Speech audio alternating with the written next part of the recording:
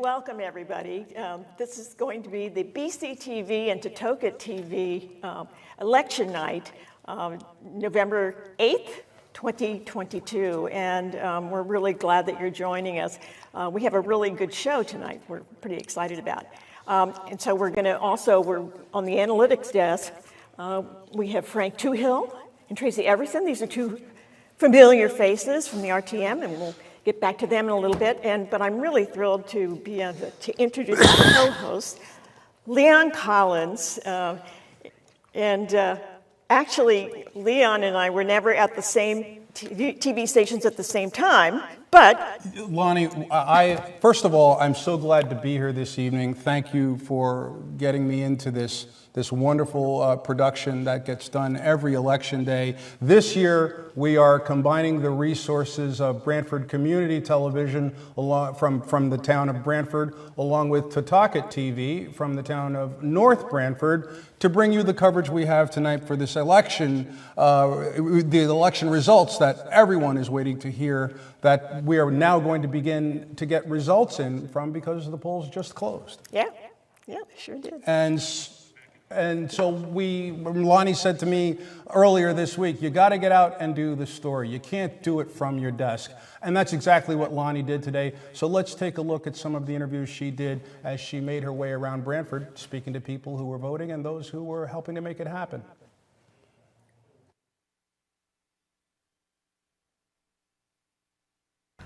So you actually are transplants from New York, as am I, so this is very exciting, and you're really enjoying voting in Branford. So that sounds like you're kind of having a good day, given all the stuff that's going on out there. How are you feeling? Well, I mean, I feel great that we can be here, I mean, it's a right that we have and a privilege to vote, and we take it very seriously. And, we actually lived in Asia, we lived in China, so we know that there are a lot of countries where this right isn't given, and so we treasure that. Excellent. What about you, Neil? Here I'm feeling good. On a national level, I have a heaviness that is undeniable. I'm hopeful, but being realistic, I think it's going to be some major changes, and honestly, I don't think for the better.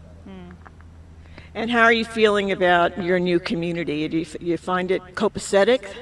It's wonderful. It's a quality of life. I mean, New York City's great, don't get me wrong, but this is like, everybody's so friendly and nice and considerate. It's really a charming community, Branford. Yeah, we have made the best decision by moving here. I go into the city for work every so often, but I get to work from home a lot, and it's just a pleasure to be here. So many wonderful people, so many great facilities. My husband plays pickleball in this park almost every day, and I've started to try it too. It's just great. It's just a lovely neighborhood. We were just talking about, it's a beautiful day, it's sunny, and there seems to be a pretty good turnout, and we're just asking how people are feeling today. How are you feeling? About the election or just in general? General, the election, whatever, Yeah, about the election, I'm worried. I'm happy to be in Connecticut. I'm happy with the way the state is run, but the whole country, it's scary.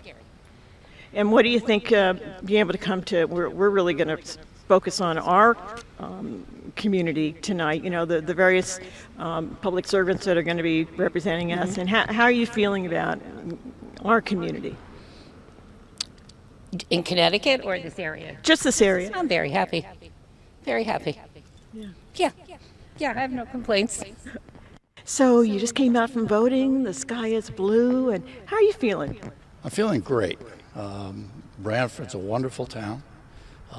I've got rental properties here in town, great tenants, and it's almost like a family with us and the tenants. Oh, that's great. Well, having moved here several years ago from New York, and I have friends looking for apartments here now, looking for places here, and they love it, and they say it's a tough rental market. It's very popular. Very tough. It's almost, in fact, my last number of rentals is all word of mouth. I used to advertise, and when I advertised on a Zillow, it was gone in just a few minutes. So I decided to not disappoint some of the people that couldn't have an apartment. So I'm pretty much word of mouth, and I do all my own research with each individual, and we've got a great family. So we've got 9 rental units here in town. That's great. Business is good. Business is very good. So, Susan, we've just been talking to folks just coming out from voting, and how are you feeling today?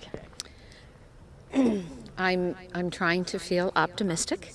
I intentionally turned off the TV after about an hour this morning, and I think it's probably best to wait, till early evening. But yeah, I'm trying to be optimistic, but I'm concerned, like many of the voters. I'm concerned, and so coming out to vote is very important. I emailed and texted all of my kids weeks ago, making sure they're in new states, making sure that they're registered, and so yes, cautiously optimistic.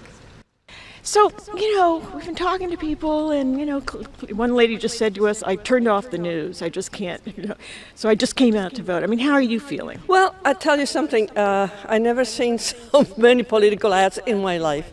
This was a little bit much. I don't think that you're going to turn people to a different party if you already know who you are and who you want to vote for. Maybe this is for independents or people that are on the fringe to figure out what they want to do. But to me, this was way too much. So but anyways, I know myself, so I know who I want to vote for. So you're not going to be sorry to see the campaign season end? Oh no! Oh please no! All my friends are saying the same thing. I said, please let it be over. Was happening at various locations around North Branford and Branford tonight, the points of our focus for the show. But Lonnie, we have resources all around the state for this production show this evening.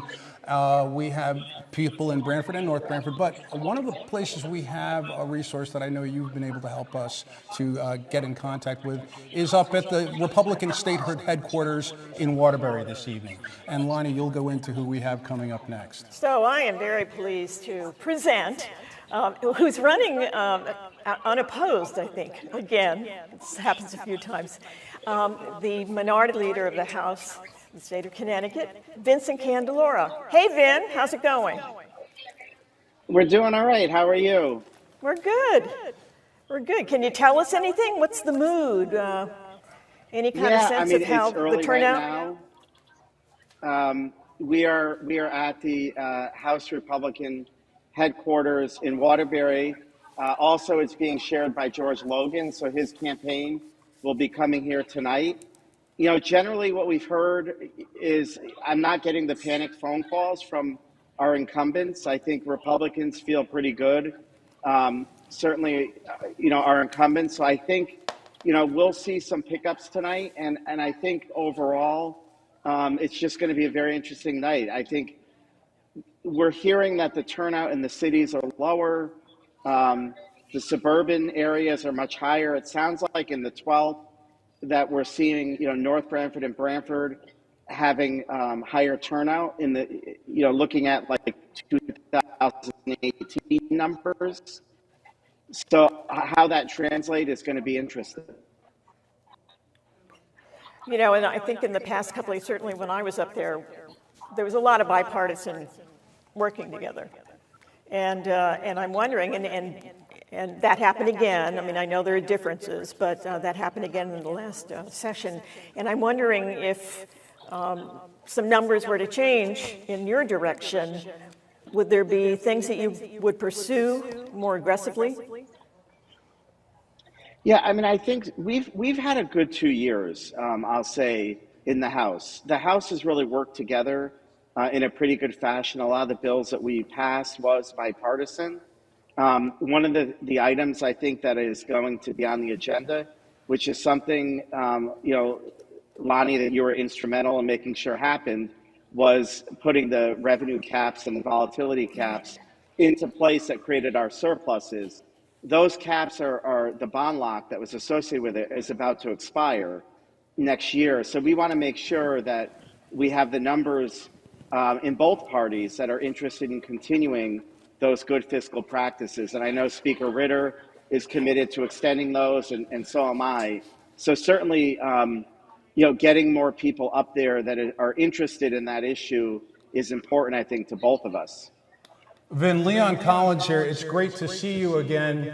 And I'm going to go out on a limb here. I'm going to congratulate you. I'm going to make a call here and congratulate you on your victory in the 86th Assembly District. I had fun when I worked up in Hartford as a lobbyist for a few years, doing some work with both you and Lonnie. And it's great to hear that you'll be back up there working for the state of Connecticut again. What I wanted to ask you now is, what are you hearing with respect to turnout in the two primary voting districts in North Branford? Because they are very different. You've got the district up in the north, where I have a lot of friends who own farms up there, and then you've got the district down toward the south, which is more toward Route 80, which is more populated. What are you hearing about turnout from those two areas today? Yeah, it's interesting. I mean, they're very different districts. Demographically, District 1, the southern part, is certainly more suburban, and the northern part is a little bit more rural. And in cases, we're seeing high turnout in both places. So we're I think, going to be over the typical mid-year turnout this year. I will say that the Republicans were getting a very favorable response. The town has become much darker red than normal. I think North Branford used to be a purple town, especially on the federal level. Rosa DeLauro used to win that town. So did the presidential. President Obama won it in 2008 by a few points. We have seen that town sort of flip, and it's gone strongly, Republican. I think that trend is going to continue. I don't see... I didn't see any sort of negativity there. So I think, Republicans in North Branford are going to have a good showing. That's great to hear. One of the things that Lonnie and I were talking about earlier this week, as we looked at numbers for both Democrats and Republicans from Branford and North Branford, is there are lots of people registered in both parties, but the biggest group of people in either town are the people who are unaffiliated. And I think that comes into the purple that you're talking about, Vin? That's right. Yeah, and I think, what we have seen is certainly in North Branford, those unaffiliated voters tend to be breaking Republican, even for the municipal elections.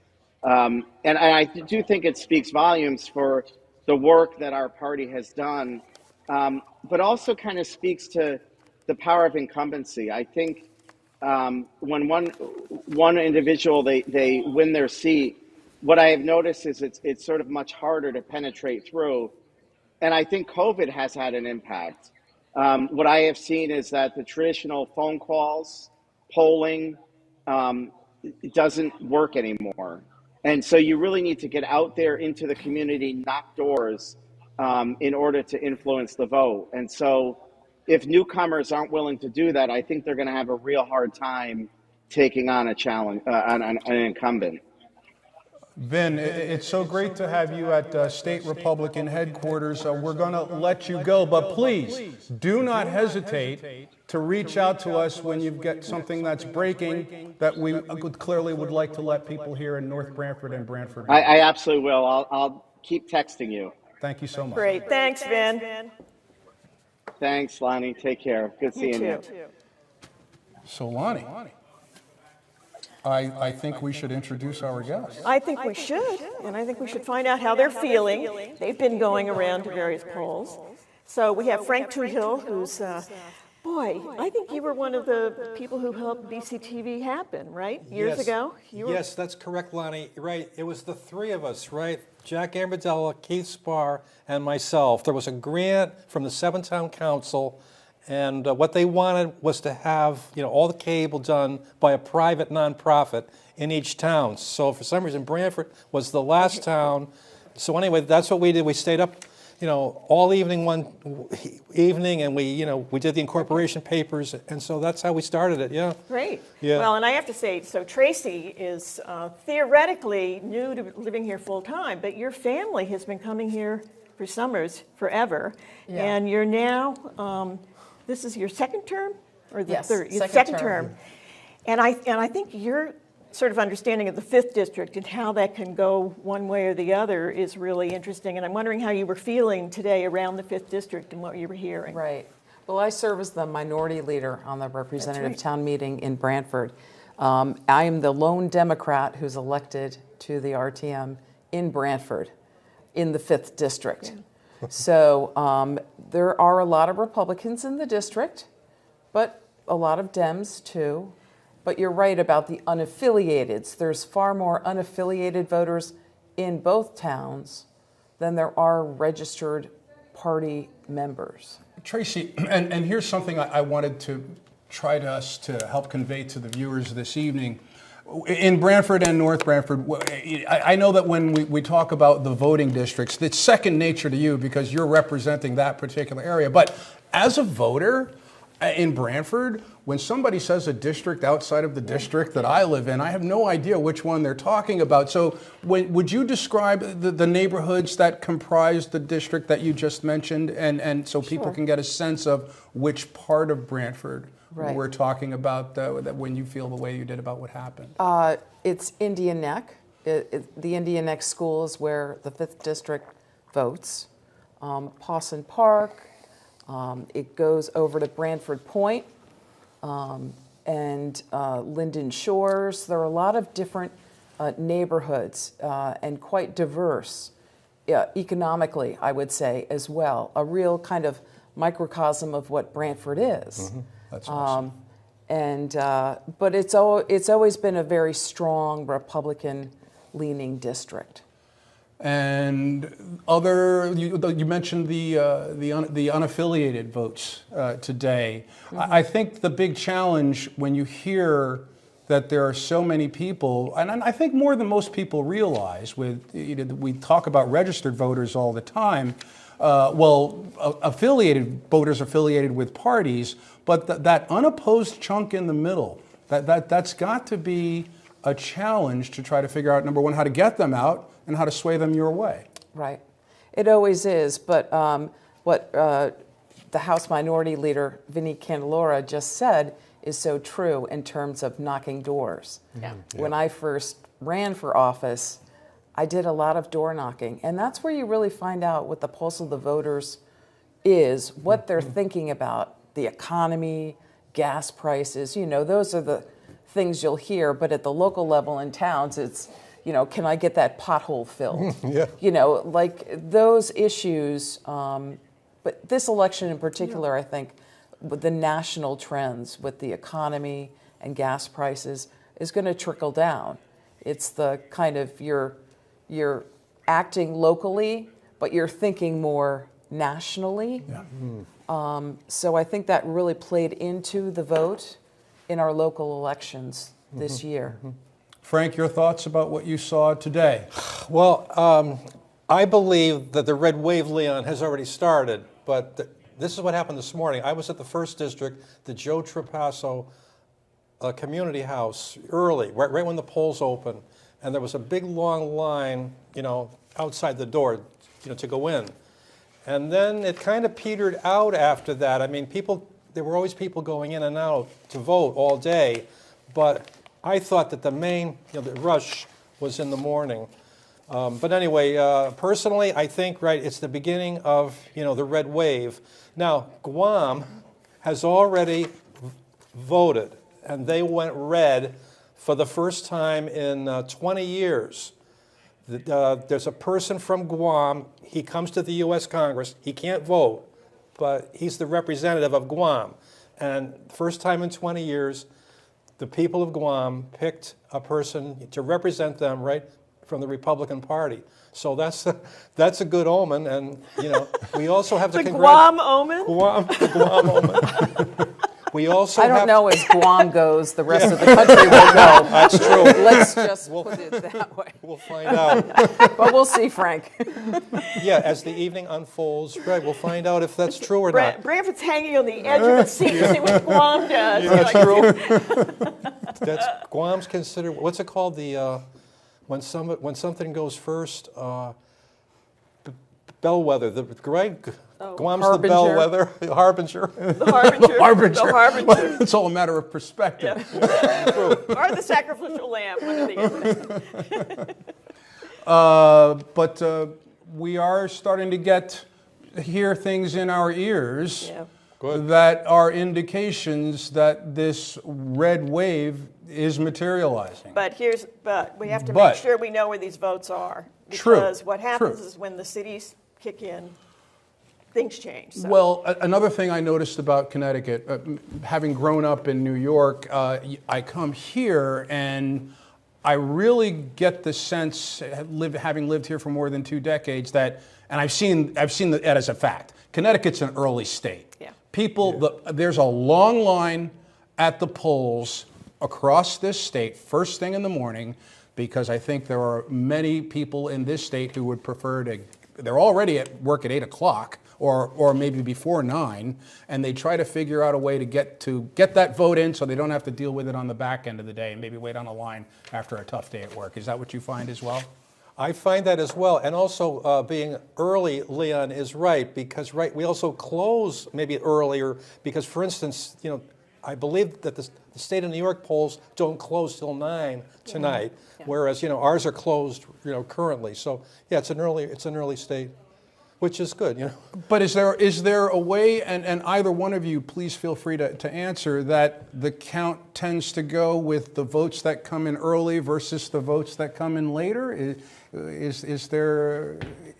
I think I think it's also the beginning of the day and the end of the day, Yes. Yes. and the Yeah. seniors in the middle of the day. Yes. Yeah. So we know seniors vote. They Yes. take Yeah. great pride and they know the sacrifices.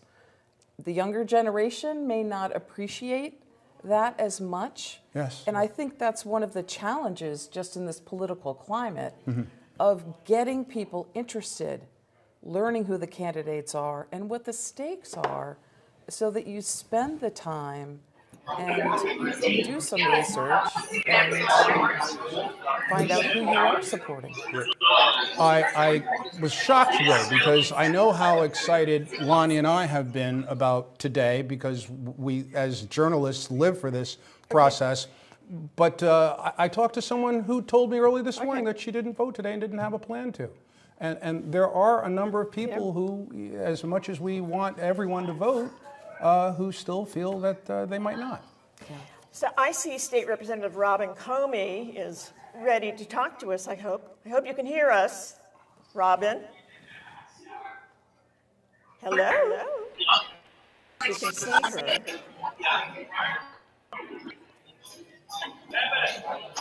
We can see. I can see her, but she can't hear us. Oh, there we go. Oh, there we go. All right. Sorry. Robin. I can hear you a This is little State bit. Representative Robin Comey. We're happy to see you. Thank you for calling in and joining us. And how's it going? Thank you. Everything's good. I'm sorry, I'm having trouble hearing you. It's pretty loud in here. But yeah. Thank you guys for covering the race. This is from my door knocking. A lot of really hard work. To be able to connect, have the support from the folks that I worked so hard for over the past 4 years. So I'm cautiously optimistic about the evening. Okay, so we're having trouble hearing you. And I think it's your Wi-Fi where you are. Can you hear me? I just want you to know, in case we lose you. I can hear you okay. I can see my feed. Yeah. So can you, before we lose you, can you tell us, how are you doing? What do the numbers look like? So far, the first district in, as well as the 6th district in. And I don't have numbers for the ABs, and that's where I seem to, we always seem to pull ahead with the ABs. Oh, so the top 5% of the vote, as opposed to 48% of the vote. So we're having a hard time hearing you. I'm going to suggest that we try to reestablish. Robin, if you can hear me, we're going to try to reestablish the link with you because it's problematic hearing the important stuff of what you were trying to tell us right now. So we're going to see if we can get back to you with a better connection. In the meantime, I do know what we have available. Robin did say that we were getting in votes from the 1st and the 6th district, and we have a graphic where we can show people where that is in the town of Branford. Please, if we can get that up on the screen, and let's start with Tracy. Tracy, what can you tell us about what those two districts are, the 1st and the 6th, where Robin was talking about results coming in? We're going to try to figure out what the results are once we get a better link with her. It's hard to kind of comment, but I can tell you, as someone who did knock doors with Robin Comey in town, she spent a lot of time and is extremely dedicated representative, talking to voters, and knocked hundreds of doors. And we're getting that graphic up on the screen. So the voting district 1, which neighborhoods are those? Okay, all right. Well, these are the districts, Leon. The first district is the Joe Trapasso Community House, one of the biggest districts in town. And the other district is the May Murphy School, which is on Brushy Plain Road. And that's also one of the biggest districts. Also, I think we should mention now, right off the bat, that we have to be very careful as the totals come in, because there's just under 2,000 absentee ballots that came into Branford, and I mean, they aren't going to be counted for some time, I believe. The town clerk's office counts them sometime tonight. Frank, that could swing. I want to let you know you have the graphic right over here, the map. So we're talking about 1 and 6 up on the northwest and north central parts of Branford. We're hearing that the votes are in from those two areas. Lonnie, the names, that's Branford Hills up there and Branford Center, am I correct? Yeah, Brushy Plain and this whole center of town. Correct, Leon. And when we get that link reestablished with Robin Comey, we will hear what the votes are that she was trying to tell us were coming in. Great. Well, I think she was trying to tell us about the absentee ballots as well. I see. I see. Well, she tends to do very well with those, and so she was really eager to see how they're going to look. I just wanted to mention the absentee ballots, it's greatly decreased in numbers this time than 2 years ago during the pandemic. 2 years ago during the pandemic, Branford's town clerk had to process 7,000 absentee ballots. It's just under 2,000 this year. So quite a change. You know, and since you brought up absentee ballots, Frank, let's talk about that question that's on the ballot this year. That's not quite absentee, but it's everyone in the state has the opportunity to answer the question in this election today. Will Connecticut make a move toward early voting? Yeah, it's since we're one of 4 states that does not have early voting. It certainly seems like that would be the way to go, of course, if the voters do decide that early voting is approved here in Connecticut. Yeah, and I think many people are confused. It's not a fait accompli. If it passes, it goes to the legislature. There will be public hearings. There will be an enormous amount of input. We will canoodle with other states to find out what's working and what isn't, so that if it passes, they'll implement a system that's really customized to Connecticut, and people will have a lot of opportunity to have input. I'm glad you mentioned that, Lonnie, because I knew as a voter, voted on this question today, but I didn't really quite understand until I did a little more research about what this means. This means potentially that towns and across the Connecticut, all of them, if this is voted favorably by the voters of Connecticut today, will have to make once the state decides how it will happen, which is what Lonnie just said, everyone, will have to perhaps bear the expense of doing this, making this available to everyone. Frank? Well, a couple of points here, Leon. First of all, right, I mean, the voters are the boss. So if they want it, they're going to get it. But they also ought to know what the repercussions are and the expense. Now, I mean, early voting, right, it's really early in-person voting. That means that the polls have to be open for not just one day, which costs thousands of dollars, you know, in Branford alone, you know, to staff it and to, you know, there's a lot of expenses just for one day. So, you know, and I mean, if they have all the districts open all over town for 2 days, 3 days, I mean, it's going to cost more expensive. But, you know, the voters are the boss. So if they want it, you know, fine. So we're trying to make the decision here in the studio right now. We're having a little trouble with Wi-Fi from some of the people who are trying to get into us. We have Ray Ingraham, and we just want to get a good quality signal. We don't want to have the same issue that we had with Robin Comey a few minutes ago. Yeah. So we are working on that. But back to the absentee ballot for our two analysts. So perhaps having to bear the expense, figure out once the state figures out how this process. Oh, you know what? We'll go back to early voting because we've got Robin Comey now. Let's go back. We'd rather have Robin. Cue Robin. Robin, can you hear us? Can you hear us now? Yes, I can. How are you? Oh, that sounds way better. Can you hear me? What's going on? Yes. What are the numbers? I found a little quiet corner. Oh, good.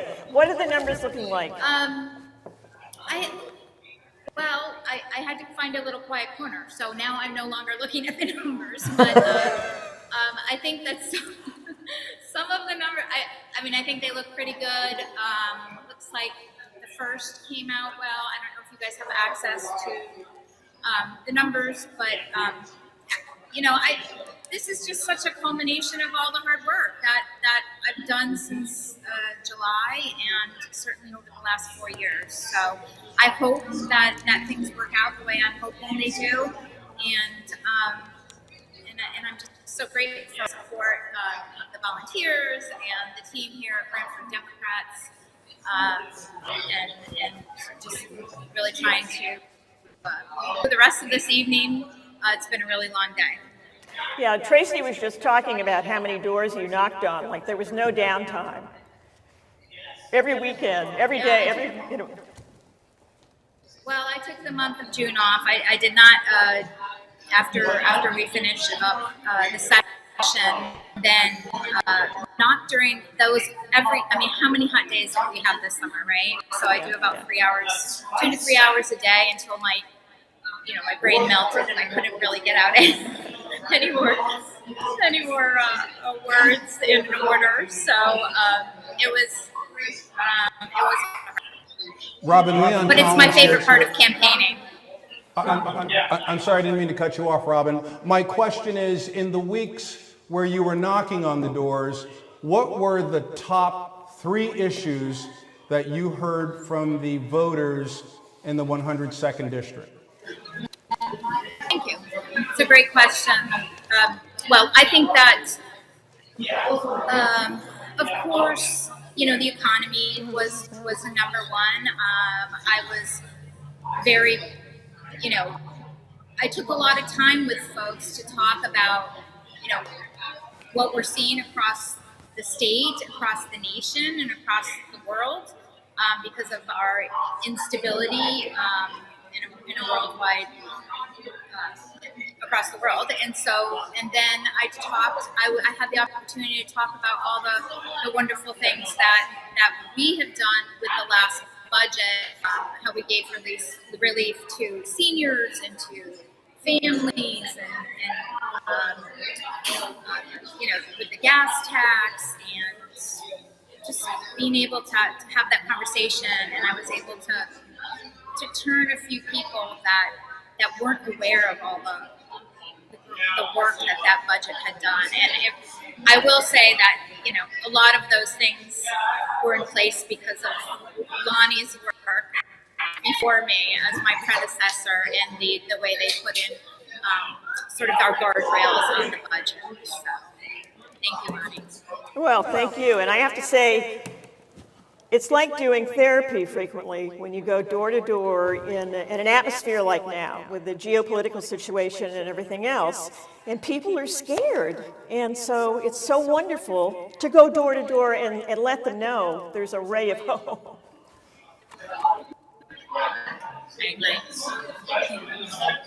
Well, Robin, thank you so much. Did we get the actual numbers? Can you give us the numbers? I know you're separated from them now. I'm sorry to. You're getting the thumbs up. Well, I'm getting a thumbs up. I don't trust. I could look at my phone, but I'd have to walk over there and look at the. You lost the 6th. I lost the 6th. Okay, so we have. But we don't have the absentee numbers yet.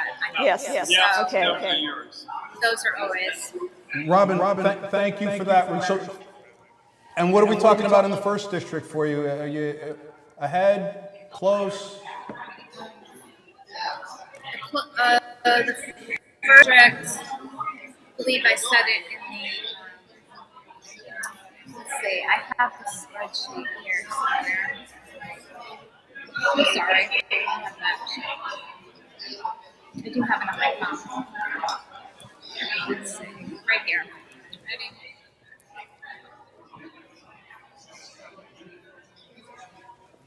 See, this is what it's like when you're a state representative. You're doing your own numbers. I do love this. I like numbers. Yeah, so the first looks like 51%, 48%. The third, of course, that's my home district, so I often do quite well there. 54%, 55. And the fifth looks like 51% to 49%, very close there. Of course, that's Ray's home district. And I'm just rounding up. And the sixth, I was down some in the sixth, which is not surprising. That's always been a tough district. I spent the entire summer not being the 6th district. Thank you so much, Robin. And we do want to let our viewers know who are watching where they can see the bottom of the screen in the 12th district where we have given the results in the senatorial race for Christine Cohen. The totals for North Branford are not included yet, is what I'm being told at the moment. It's just Branford in the results that you are seeing on the screen for the race where Christine Cohen, the Democrat, is up against Paul Chrissy, the Republican, in that particular race. So that as soon as we get the numbers from North Branford, and perhaps we may get those through Vin Candelora when we speak with him, because we know he's connected enough to get us some good totals there. Robin, thank you so much and please come back when you can give us some more information and numbers, Robin, please. And thank you so much for giving us time. Okay. Good luck. Just text me. Yes, we will. Oh, there's a good idea. Okay. There's an idea. Technology.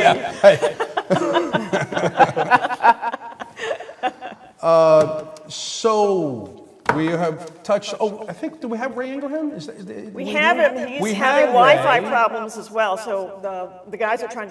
Okay, we don't. So we'll have Ray. We're going to have Ray. We'll have Ray, who Robin is running against, up in just a few minutes. So back to the question we were talking about beforehand with the potential for early voting. So I come from a state where I grew up where they had a county government, or a county involved in the government system, but we don't have that here in Connecticut. And I learned also in a little research today, there are only 2 states in the union right now that have no county government system. Connecticut is one of them. Rhode Island is the other. And my thought, when I thought of early in-person voting, is, boy, would it be handy to have the county government in there to help out with that, because perhaps instead of having every town have to have something available, you could go vote at the county seat. But we haven't established that sort of involvement with the county in our politics here in this state. Well, I think the state of Connecticut, to its credit, did away with the county government, which saves taxpayer money. Well, see, that happened before I got here, so. Right. Yeah. I mean, in New York State, you have school districts, you Sure. have county government, you have local government. Here, we have just local government and state government and federal government. So it's... Well, we used to have county government. Yes, And apparently it was incredibly corrupt. Right, I mean... So it went away. Yeah, exactly. Yeah. And so that has helped Connecticut Yeah. keep its taxes lower Yeah, it helps, as a yeah. result. Yep. But what will need to be decided with early voting, if it does pass, is how it's going to be paid for. Yeah. Because Yeah. towns, recently in Branford, Frank and I on the representative town meeting, we had to decide what the registrars of voters would be paid in Branford. And registrars of voters are part-time, and they are not compensated, most likely, for what the amount of work that this job is going to become. So it's going to have to be determined what is proper compensation, what will be the demands of a job that's going to change with early voting. So it's all kind of to be determined, I think. Well, one of our big problems that, and Frank and I worked on this too when I was on the air team about a million years ago, is that we try to do regional cooperation. Because it's very expensive to not have county government. Yeah. So everybody has to have 87, police stations, and instead of being able to, okay, a big regional high school, maybe we could do that. It's very difficult. Tracy, I'm glad that you explained for a transplant like me the little bit of the history of the county government, or lack thereof at this point in Connecticut, because I have to tell you, I've met people here in Connecticut who, like me, moved from New York. So you come with, I'm sure they come with many of the same questions that I had. I just want to hold on. We have Ray Ingraham who's available. I know he'd been trying to get in, and we wanted to give Ray a chance to share with us what he can from Republican headquarters in Branford. Ray Ingraham, good evening. Hi, Ray. How are you guys? We are well. How's it going? How are you feeling? What are you seeing? Well, actually, we've got many of the numbers now, and we've had a very, very good race, clean race. Robin and I both ran on the issues in our our own history, and so it's I'll be going over to congratulate Robin in a few minutes at their headquarters. It's the race was close, but not what I'm election for Robin? I can't hear you. Are you saying Robin won? I would say that, yes. Okay. Ray, we thank you for your efforts and for sharing with us this information this evening. Tell us how it went up until this point when you just learned. What was the experience like today as you were out there trying to get the campaign to come to a successful close for yourself? Yeah, voters were very positive to Robin and I. We were at the same polls in many spots. People were eager to go out and cast what their voice would be for the next 2 years in the legislature, and we'll see what happens with the across the state with the governor's race. So I'm excited to keep working. We've worked beside Robin, with RTM and things that we've had to do with town. So we'll have to continue that effort. I saw your debate, actually, and I have to applaud the two of you. I mean, you totally talked about caring about the people, that was priority. And it was the most civilized debate, I think, of all the ones I saw. It was great. And I thought that was a really good thing. People need to see that. They need to see that people can work together. Yeah, coming from you, Lonnie, I appreciate that. We've worked together also, so I'm, it's, the debate. We both came into it conscientiously to make sure that we put out our credentials, not try to smear each other.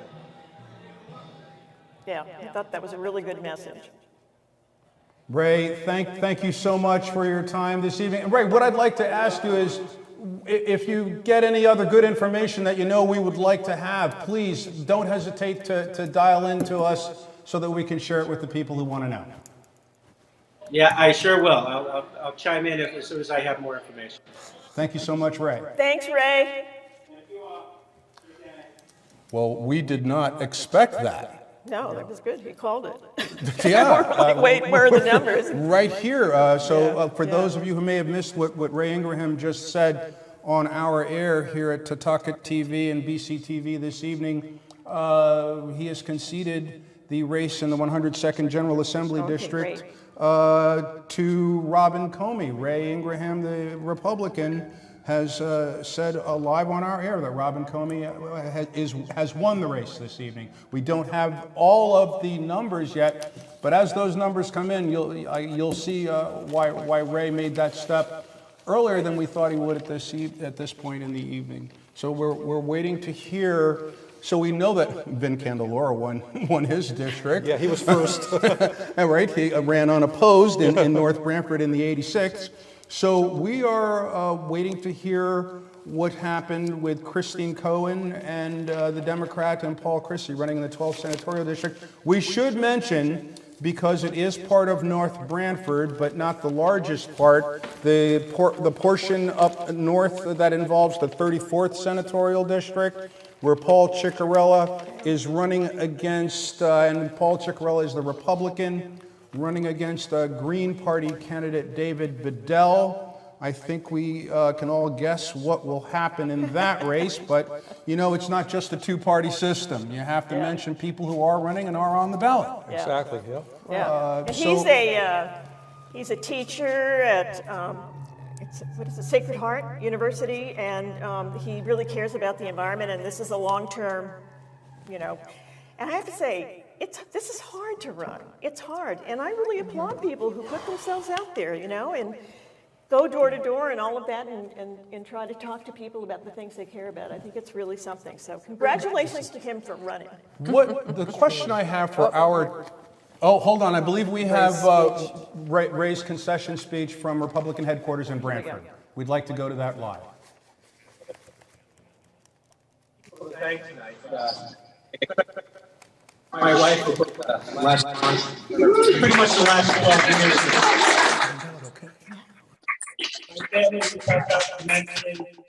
So many of you, throughout the last 6 months have really, pitched in words of advice, help, proposed. Robin came up from Virginia, put up signs, and wave at all these. Lucky you. We got Bill and Jamie advised me the whole 6 months and really helping out. So I'm really happy with that. There's so many more. The results are not exactly what we're looking for. Well, hopefully, state will be better. I'm proud of the race. We decide tomorrow.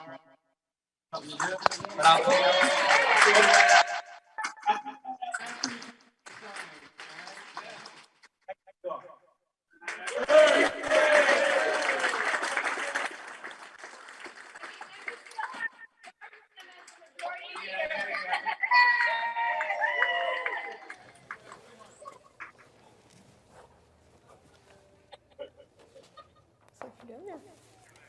Okay.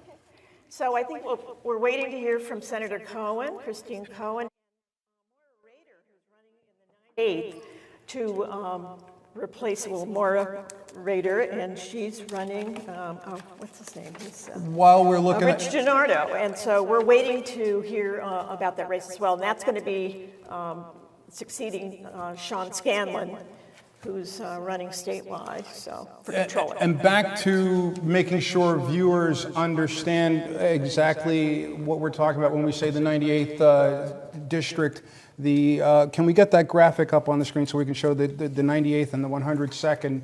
Because it's not the larger portion of Branford when it comes to how the senatorial districts are split, but it is nonetheless important. You can look at our screen and see that the 102nd is in green and Branford over on the east, bordering up to East Haven.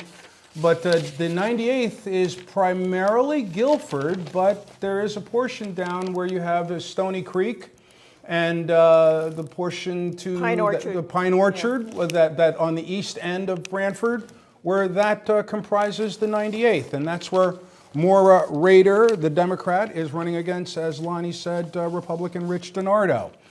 We are hoping to have some results from either one of them as soon as they can get some chance to reach out to us and give us a contact. We've gotten in touch with them before our show this evening, and they know that that we want to hear from them. So, Tracy and Frank, when it comes to senatorial districts as opposed to districts for the General Assembly, how is it different for the way that the candidates have to approach those two races? Well, because they have a lot more territory to cover. There's a lot more doors to knock on, a lot more work and time. It's very difficult, as you said before. Now, a little information, the 12th senatorial district, the population, all the districts were recently redistricted so the populations were, were evened out. So the population of the 12th district is about 93,000 people, and the median income of those people, it's about $100,000. So it also covers a lot of towns. As you can see on the map, it covers part of East Haven. That was added just now for the redistricting, a little sliver of East Haven at the north there. Ah, okay, yes. Where the green is up to the left of the word North Branford. So you've actually got some of East Haven. Yes. Am I right in there? Is East Haven. Okay. It even reaches up as far as Middlefield, part of Durham, Killingworth, Madison, and Guilford. So, I mean, for all of those districts, to report tonight, it's probably going to take some time, but it's a big, big territory. Hold on. So, I'm sorry, the portion of the 12th that is in East Haven is down at the south. I was looking at the wrong colors. Yes. So it's down near the shoreline. Yes. That's the right. portion that is included in the 12th, That's voting correct. along with Branford and North Branford. That's correct, Leon. And I'll tell you, as I drove through all of the 10 polling locations in the two towns we're talking about this evening, Branford and North Branford, I saw the signs from the races for Christine Cohen in both of those towns, and it's quite a bit of territory to cover with as we touched on before, a diversity in the type of people, the type of doors that you're knocking on. Yeah. You get up to North Branford, I'm going to tell you, the driveways are longer. But part of North Branford is now in a different Senate district. It's no longer in Christine Cohen. She used to represent North Branford totally. And so now part of the it's in the 34th. North Branford is in a different senatorial district. Yeah, that got shifted. Right. Yeah. Does this really affect the way someone's going to vote when they go out, depending on, I'll go where they tell me to vote. How does it change how the people where districts have changed? What's the experience that you've seen or heard from your voters? It's confusing, Leon, because I believe, there is some PR that goes out in the local press, and I believe that the people that are affected, they get a postcard, from the registrar, this is your new voting place. You've been moved, to a different district. But it's confusing, and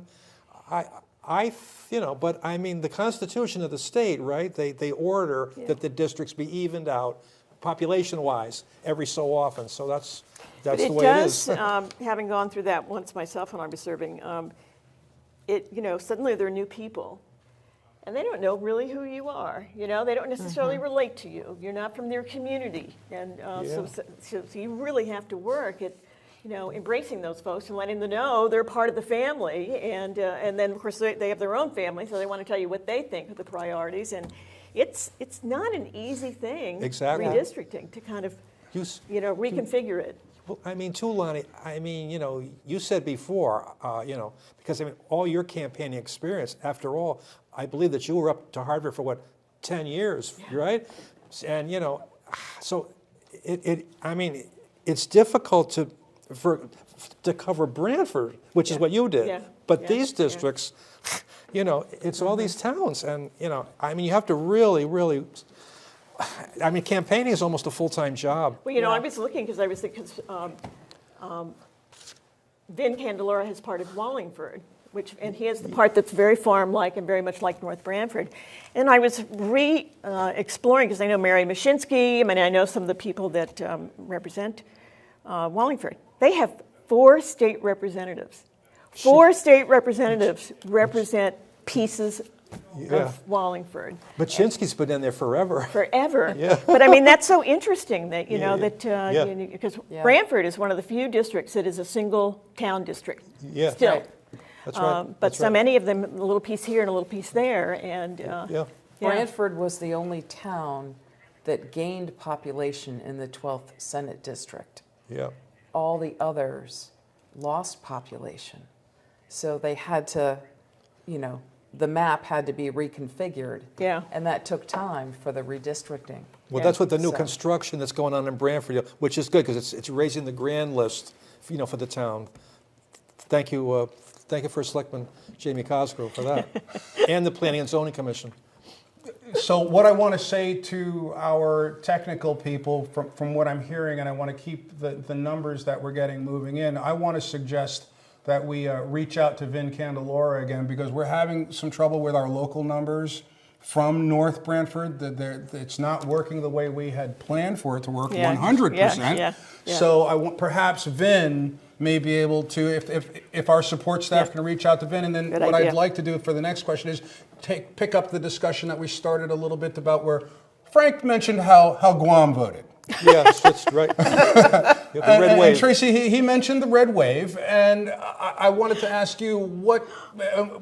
Okay, it's not happening in the 102nd district right this evening or tomorrow, but did you, as the Democrat in this election, find evidence of that, and how did you respond to what you found?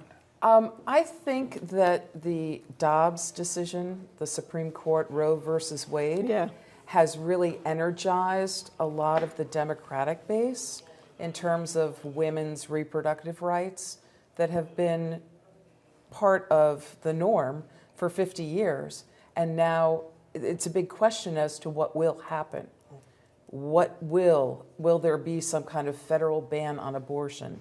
Even though polls say that most Americans want to leave it up to women to decide, right? Or instead of taking away that right. So I think that that's playing into even the local races in terms of, because these state legislators that we're talking about could be in a position to be deciding what happens, even though Connecticut protects. But Tracy, my guess is that, however, the sentiment on the abortion issue would tend to run hotter in younger voters. Am I wrong? No. Yeah. It's the challenge, right. They are an incredible challenge. Right. I saw plenty of people my age, gray hair, well, you know, at the polls today. Right. But I saw a handful of people in that 20 to 25-year-old range. Right. And how do you get them out? Voting absabsentee. See that? Okay, good point. Yeah.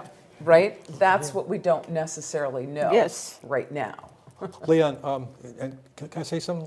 Frank, just to let people know, we do have some numbers in, so let's go to the numbers. Look at this, wow. So in the 12th senatorial district in North Branford, we have Christine Cohen, the Democrat, with 1,625 votes, and Paul Chrissy, the Republican, leading at this point in the count with 2,748 votes.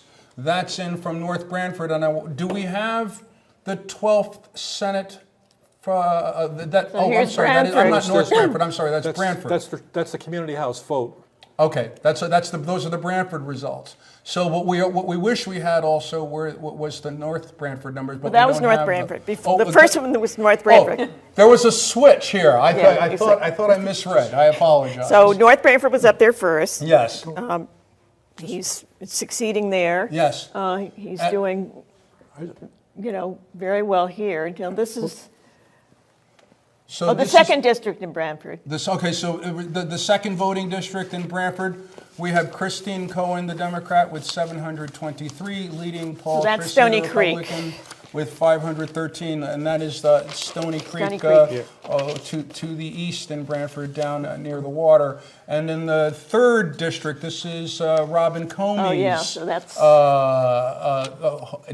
area. But Christine Cohen, the Democrat, is doing well in the Branford's third voting district with 800 votes to Paul Christie, the Republicans, 378. So we've, and historically, I think a lot of the 12th district senators over time have really depended on Branford to pull the Democratic vote, because many of these are Republican communities. So this is going to be very interesting to see how this unfolds throughout the district. Throughout the entire district, because this is a potential game changer in terms of how these votes are. Here's the fifth.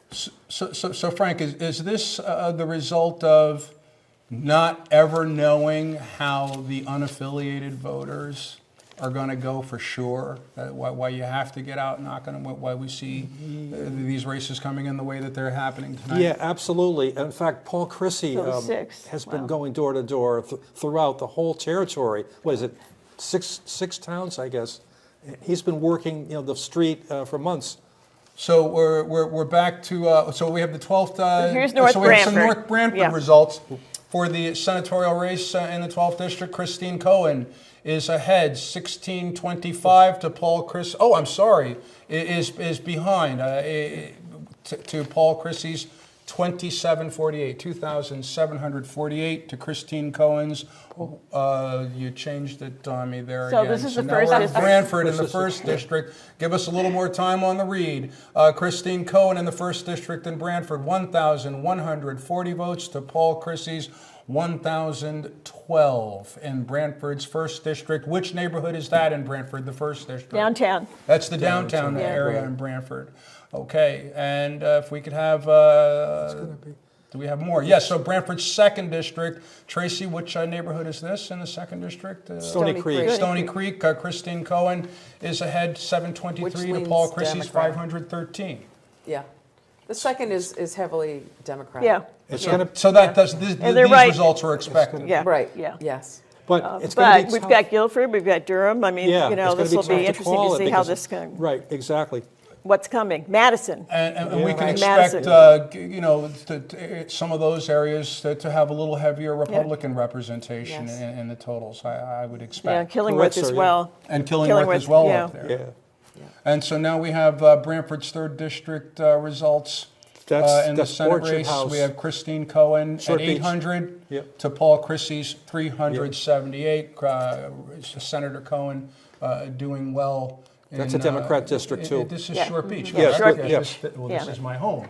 That's my neighborhood. That's the one district I knew coming into tonight. I need your help on the other 6 in Branford. So we have Branford's fourth district, which I believe is down center of town, Branford Center. Is that it? The Branford Hills. Branford Hills. They vote at the firehouse. It goes up the hill. All right. So Christine The Mary Cohen, Murphy School. Mary Murphy School. To me, that's the central portion of Branford. That's more population dense. Christine Cohen is at 1153, 1,153 votes to Paul Christie's 928. And Branford's fourth district in the Senate race. In the fifth district for Christine Cohen, 1,025 to Paul Christie's 893. Yeah. It's close. Yeah. Close. Paul's candidacy was based on, his position was, I'm an outsider. I'm not a politician. Common sense. That was his platform. So the question I think that we're wondering about at this point is if Christine Cohen wins Branford but didn't win in North Branford, could she still win the race?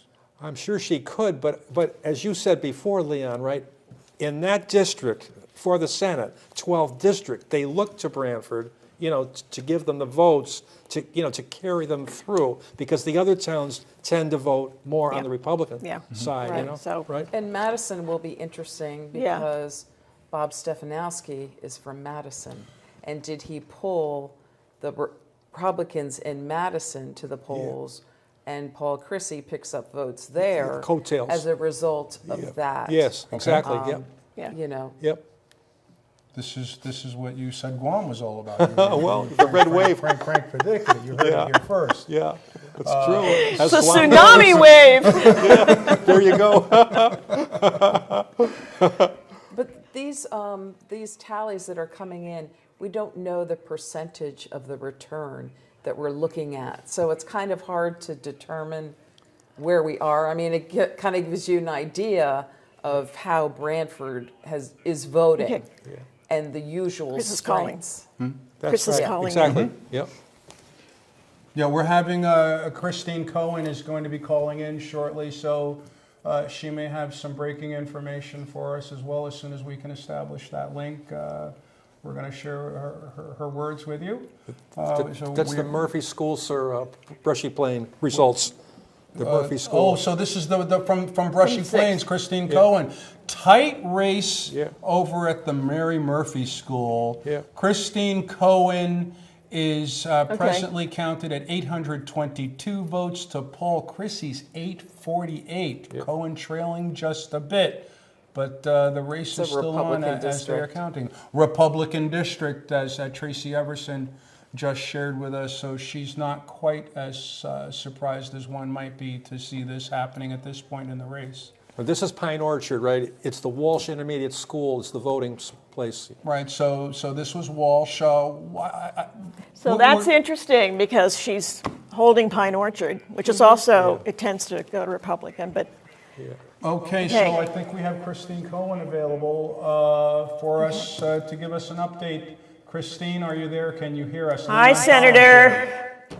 Hello, everybody. Good evening. Good to hear you, and happy to be here on this election eve. Oh, good. Or night. So do you have any more numbers coming in? We've been seeing a few, but we haven't seen Guilford or Madison or Durham or...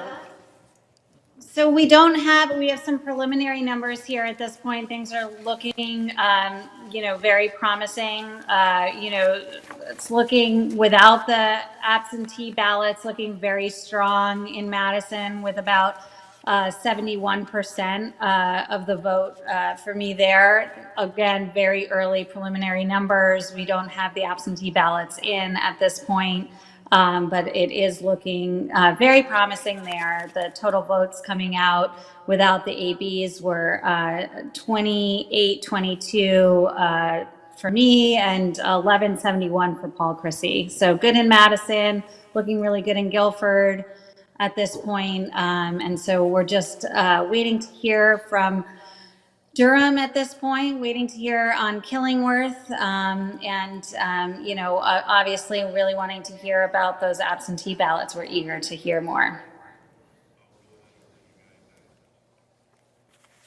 So, and you have a business in Madison. I'm just thinking you live in Guilford, and you were on the Board of Ed there, so you know Guilford very well. And your children are at school there. And you have a business in Madison, and so how confident are you feeling about Durham and Killingworth? It's hard to say. Durham and Killingworth have gone in either direction in different cycles. We're starting to see more and more registered Democrats in those towns. It's been really promising when I've done some voter outreach there. Certainly you mentioned my business in Madison. I've been in the community for 20 years. Originally, my husband and I lived in Madison when we moved to the Connecticut shoreline in 2001. And so lots of friends there, but we still have a ways to go. It's too early to call the race, obviously, at this point, but we're feeling very optimistic about the numbers coming in. Christine, Leon Collins here. What's your impression of how the other side ran their race coming up to today? Please share that with everyone this evening. Yeah, well, I have to say, I, was really trying to run a positive race, talking about the results that we've brought into the district, all about achieving results into the various towns within the 12, as well as for Connecticut residents on the whole. So I really stuck to my track record there, which I think is so important. It's what voters want to hear. They want to know what we will do for them going forward. They want to know that we're listening and hearing what their concerns are. And I think that's something that, was really important. I think that was an important part of our race, making sure that they know that they're heard. I have a track record of this, really listening to constituents, bringing those voices to Hartford, make sure to turn those into results for people across the 12th district. So I really tried to focus on that. I don't really want to comment on, how the opponent ran their race. But again, we really tried to stay positive and upbeat. Connecticut's a great place to be. We've all been struggling post-pandemic, as well as, feeling inflationary pressures. But I think Connecticut's really well poised to take us, through these tough times and really make sure that we're giving back to constituents. I know that we've all heard, the observation that this particular election, there's a lot of emotion in it following the last presidential. And did you feel that emotion as we approached election day today from people? Did they feel different than the last time you ran? Yeah, it absolutely did. Those federal issues were really trickling down. I mentioned the economy and inflationary pressures, so I heard about that a lot on the doors, but women's reproductive rights is something I heard over and over again. I think women came out in droves for this election. The numbers that we're seeing of voters in this cycle really mimic that of a presidential election. I was really pleased to see the turnout, so far across the district. And so I think, some of these national issues were really on everybody's minds. What are we going to do? How are we going to elect the right people that will protect reproductive freedom, make sure that we have, continue with our gun safety laws in the state of Connecticut and really safeguard fiscal responsibility and our economic well-being. Anything that you were telling people that you would do differently if you're elected following the results that we get tonight? Well, like I said, I think the economy is on everybody's mind right now. We've maxed out our rainy day fund here in Connecticut, which is a really good thing for us moving forward. It's increased our bond rating. It's made it easier for us to borrow money at a lower rate if we need to. It's made it easier for us if we go into a recession to not go to the taxpayers when they're already feeling these burdens, these fiscal burdens. And so I'm going to be looking to go back into session, really put my head together with my colleagues and figure out what we can do to relieve some of the pressures that people are feeling across the district. I'm hearing it all the time. Healthcare costs on the rise, something that I hear a lot. Making sure that we're inviting small business into the district and making sure, as a result, they're able to grow and thrive and our economy grows and thrives, with them. And so those are the things that I'm going to be focused on as we move forward. Christine, thank you so much for your time this evening. We want to hear from you again. There's more. So please make sure you get back to us when you've got more that we can share with our viewers, please. Absolutely will. It's so good to see you both. Chris, thank you so much for contacting us, because I know how hard this is. You don't have the final numbers, and so we really appreciate that you put yourself out there. Absolutely. Again, really cautiously optimistic, and just glad to be with you all tonight. Thanks so much. Thank you. Thank you so much. Lonnie, at the top of the show, we started out very quickly, not realizing our elected officials would be so willing and so cooperative and call in pretty much right after we started the show. But what we did do before we knew we would have people calling in so early in the show was we looked at stuff today behind the scenes. We looked at the signage that was out and that people have to drive past every time they get anywhere about in Branford. The 75-foot sign. I'm sorry. Do we have that to where people can see that yet? Oh, we're back at me now. Yeah. So we saw the 75-foot sign where that's the limit, where candidates are not allowed to get to any closer than that to the polling locations.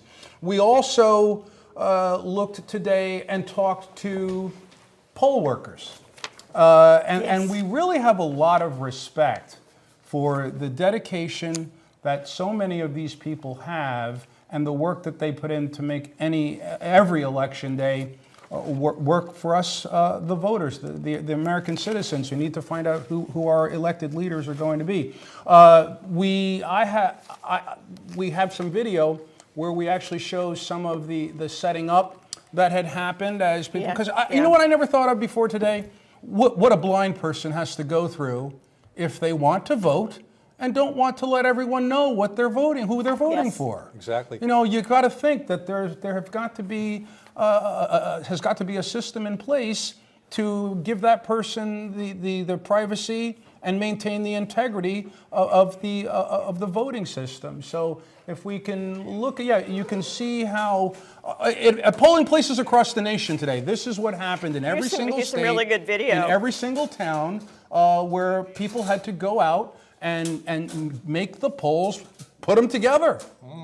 Physically, put them together, figuring out the distance, figuring out the logistics. How are we going to get people into this location? How are we going to get people out? Maintain the integrity, maintain the proper distances where we have to tell the elected officials who want to campaign at the last minute, no, you can't get any closer than this, so that people feel comfortable. In other parts of the country, which I'm very thankful we haven't seen here, is with people with arms showing up at locations or anywhere near that. That just, that frightens me. Yeah, absolutely. Terrible thing. Voter intimidation. And I hope what you're going to tell me when I ask you is that I had never heard of any Branford poll or North Branford poll workers being intimidated, harassed, threatened. Have either of you heard anything like that with this election or anything prior to it? Because sentiments do run high. Yes. People get a little crazy. They do. Thankfully, I think we have respectful voters who, in both towns, North Branford and Branford, it's everyone's right to vote. And, what's happening in other parts of the country is maybe a different political climate that hasn't necessarily reached here locally as much. Well, I do have to say this. I talked to someone who voted this morning who wasn't happy with something that they saw and heard at a polling location. I won't say who or what, but a candidate was passed by someone who was voting, and the person who was voting said, "Get the bums out." Now, that's not the kind of thing I would ever say to someone. And the rules for myself are, opinions are like mothers. Respect everyone's and ask them to respect yours. And boy, I don't think everybody else plays by those rules. There was an incident that I had this morning it wasn't bad, but so at about 6:15, I was standing right at the 75-foot poster, the sign, have to stand back, I was holding a campaign sign.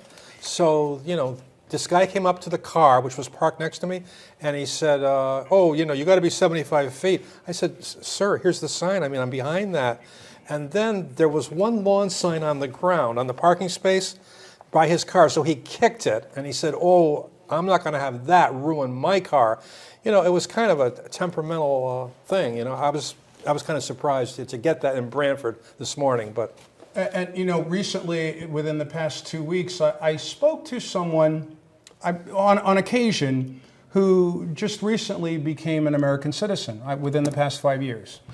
It amazes me, with everything that's going on here, people still, want to come here and see this as a better way of life. And a story that she told me recently was that she saw a man in a uniform with arms somewhere, and what coming from the country that she came from, there isn't always a distinction between police and the military. And we here instantly have an understanding that they're quite separate. But for some people who are new to our country, that isn't always as clear when someone shows up, bearing a firearm. Who they are, what authority they have. Is it self-imposed authority, as some people seem to have taken it upon themselves to go out and police, the world around them now, or is it real authority, or is it just your opinion? And we got to be careful the messages we send to voters, especially on election day. That's why I'm a great fan of that 75-foot sign, because you know what? I don't want anybody to know how I'm voting when I vote. I assume everybody else feels the same way. Well, the other thing too, that's exactly right, because in some foreign countries, right, there's police, and then there's people toting machine guns, to keep order, or it's very scary the first time you see it. It really makes an impact, And I just hate to see anything that makes it harder to get more people out. Because honestly, in my heart, the person who told me today that they had no plan to vote, I respected their opinion. I didn't call that person, even in my mind. I didn't look down on them. I said, my hope was that someday they would find and that it would be important for them to do that too, as important as it is for the four of us sitting here and the way we feel about it. So we do know, Lonnie, that we have gotten some results from races outside of Connecticut during this evening. I think we heard what was happening in Florida in the gubernatorial race. Yes. I think we The governor of Florida was reelected. So we have Ron DeSantis reelected. The governor of Texas was reelected. Governor Abbott. Governor Abbott in Texas reelected. Governor Sununu in New Hampshire reelected. So I don't know does that qualify as the red wave, Frank, or is that just red holding ground? What is the Republican side calling that this evening?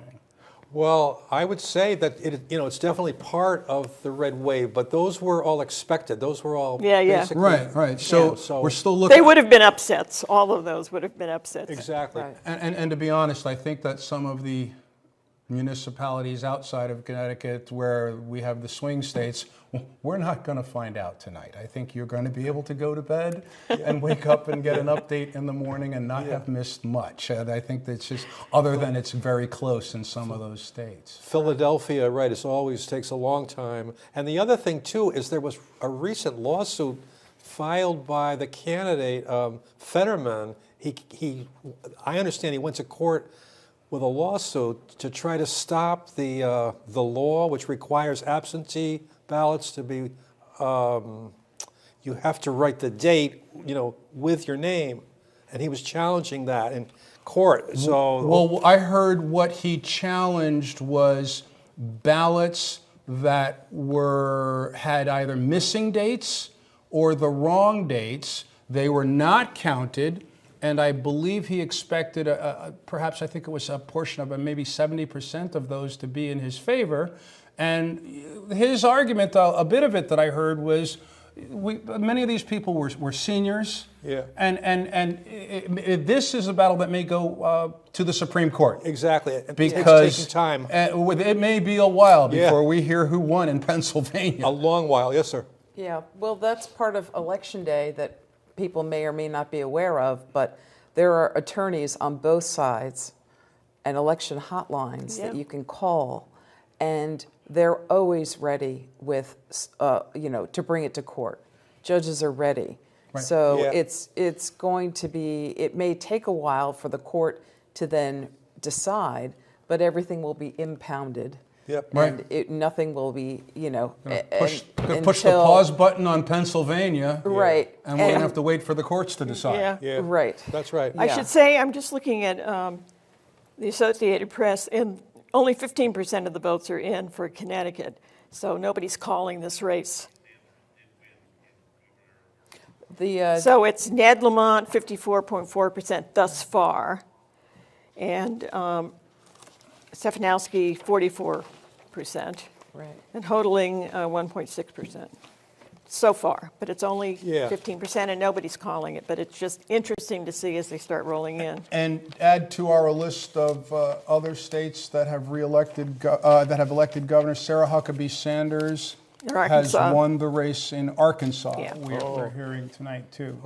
So It looks like Senator Blumenthal's won re-election. I think he's been forecast to, I've seen check marks next to his name as the winner of that contest. I don't know, I haven't had a chance to keep an eye on our screen for the numbers at the bottom. I don't know if we've shared the Blumenthal results, but Tracy Everson, our analyst for the Democratic Party, is telling us that she believes Senator Blumenthal has won the race for senator here in Connecticut.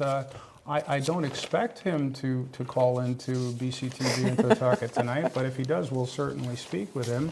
Other results that we are getting, Lonnie, is there anything else that we can share? I just like to mention.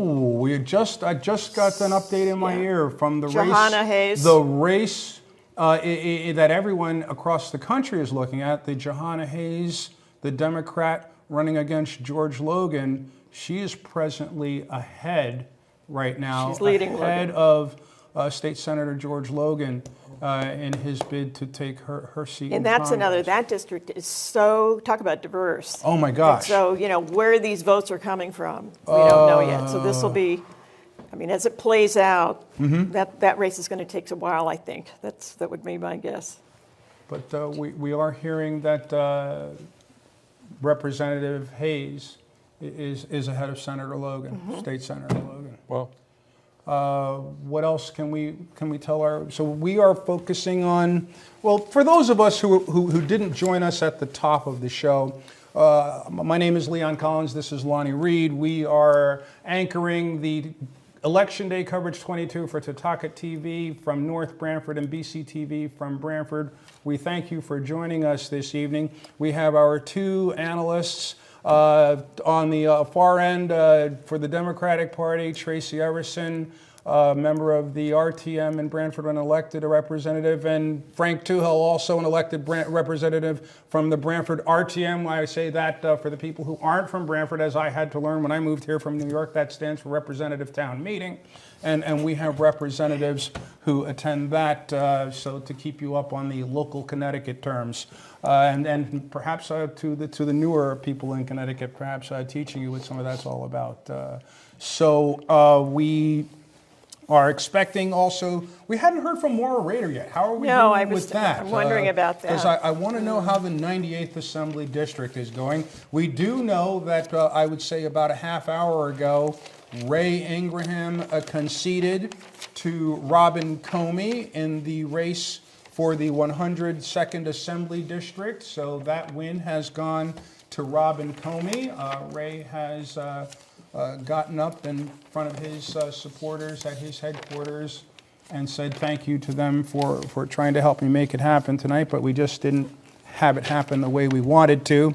Well, Moira is running to replace Sean Scanlon, so this was an open seat, and that's always harder when you're not an incumbent. So yes. Both of these candidates are new to. So they're starting out with clean slates. With clean slates. No, but the name recognition, and she's very well known to, you know, her Board of Ed activity, but still, you know, that becomes, those are different lanes, and to kind of broaden it in a short period of time for both of them. Also, too, what's interesting is, she got the opportunity to run because she beat in a primary Andy Gottlieb, and she won that 1327 to his 557. So that's why she's in the race, because she won the primary. I wonder, we started to talk about it a bit before the show, the run for probate judge in Branford and North Branford. We have Chuck Tiernan, the Democrat, running against Al Ippolito, the Republican, and I didn't realize before I got involved in making preparations for tonight that I knew I voted for a probate judge in Branford, but I didn't know that the same probate judge was running for the same position in North Branford. Frank, you're an attorney. Please tell us the importance of the probate judge to these two towns. Well, right, the probate judge has gotten a lot more broad in what it does, especially with children's matters. For instance, if you have a child in your care, you might be the grandmother and you've got the child, you're raising the child. Well, for school purposes, you have to become the guardian of that child. So the probate courts, they've taken that on. So that's a big burden that they took off Superior Court. It used to be in family court there. Okay. So anyway, so that's a big part of it. But then if a person passes away, the assets, they go through probate. You have to figure out what the estate tax is. But anyway, so what happened, Leon, was there was about, there's 169 towns in the state. There was like 150 probate districts. Each town or, a couple towns together had a probate court. So anyway, I guess when Lonnie was up in Hartford as state rep, right, all the districts, they got consolidated. Now there's only about 53, I think, districts. So they put Branford and North Branford together. And now the current judge, Frank Forgione, he's been a probate judge for North Branford since 1990. And then when the districts were combined, he stayed on. Now the first election was between him and Keith Sitnick, and he beat Keith Sitnick. This was about 2010. And ever since then, every 4 years, it's a 4-year term for probate judge. Every 4 years since, he's run unopposed. Okay. So this is the first time there's been a race or contest between two candidates. But, it's an important thing. The other thing that Judge Forgione did, and he was very well liked by everyone, he kept a courtroom at the North Branford Town Hall. So, the main office for probate court was Branford Town Hall. But he kept a courtroom in North Branford Town Hall for the North Branford people, for their convenience. So, so, I mean, we'll see what happens. So there's two candidates right now. There's Alphonse Ippolito, and he's running against Charles or Chuck Tiernan. Tracy, is there any difference in the way that the Republicans and Democrats look at a position like a judge's position? I think a judge is supposed to be impartial. That's the first thing you hear. So, right. So why does the party system matter with this position? And I guess explain it's that to us. the way the ballot works. But both are long-time experienced attorneys. Yes. With deep ties to the community. Right. So it will be interesting to see. It looks like Chuck Tiernan is leading with the numbers that we've seen, at least that have come across our screen so far.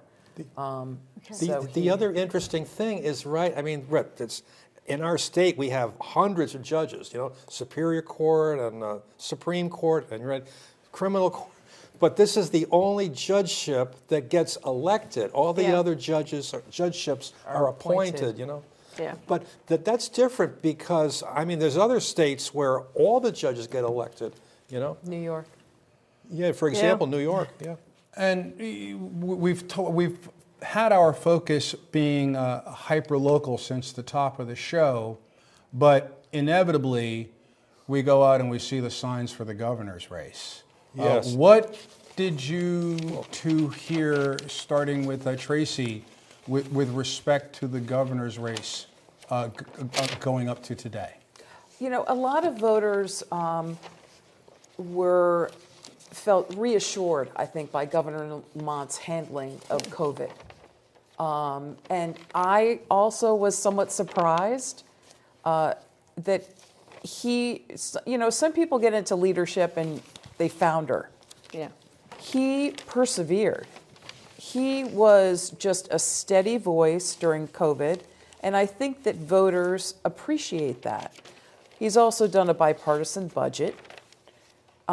He's fiscally responsible, which, people may not think that Democrats are fiscally responsible, but that is the case. It's not always that, tax and spend. And I think there's been more of a give and take between both sides of the aisle. It isn't as, like, say, in Congress, where the Democrats will vote for something, the Inflation Reduction Act, and the Republicans will not. Child tax credit, the Democrats vote for it, and the Republicans did not. The child tax credit was also adopted here in Connecticut. So there have been, some measured strides that Lamont has made as governor. And I think that Stefanowski was coming from a position of, here's a repeat, time for a change. I don't know if the voters agreed it was time for a change, given this was Lamont's first term. I just wanted to say that, first of all, it was very interesting. The last election was a squeaker, right? The first term for Ned Lamont, he got 695,000 votes, or 49%. Stefanowski got 46%. And Stefanowski lost by only 44,000 votes last time. So we'll see what it is this time. And I know that people are listening and watching us and watching the bottom of the screen, and I just want to let them know that we're still working on getting all of the numbers in. So the numbers statewide that you see at the bottom of our broadcast screen do not include North Branford yet. So it's just the totals for Branford when you see statewide numbers. So it's not that the count is low, it's just that it's not complete yet. And with the way that we're able to let you know how that voting worked out. Frank, we heard from you both on the governor's race. What about the race for U.S. Senator, for the representatives that we send to Washington? Anything outstanding with the way you heard people reacting to Richard Blumenthal versus Leora Levy? Well, as far as Richard Blumenthal goes, I believe that he was the state's attorney general for 20 years from, I think it was from 1990 to 2010. Or no, well, something like that. But anyway, he's seeking his third 6-year term in office right now.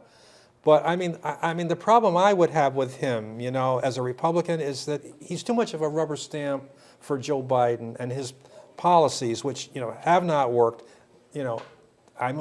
They also have hurt the American people with inflation, the open border, the crime. So that's my problem with him. I don't think he offers anything, really. He's just a rubber stamp for Joe Biden. Now, Frank, if you say something like that, we have to give Tracy jump in there, to Tracy. respond. I would disagree. I think people know Dick Blumenthal, who is the most media-savvy politician, probably. In terms of Dick Blumenthal shows up at parades. He shows Branford. up. He was at the Get Out the Vote event in Branford on Sunday night. So, he gets around, and I think people recognize him, and he has been recognized as a fighter. I remember being a new reporter starting out in this market, and it amazed me the availability that Dick Blumenthal gave to reporters who simply thought to call him.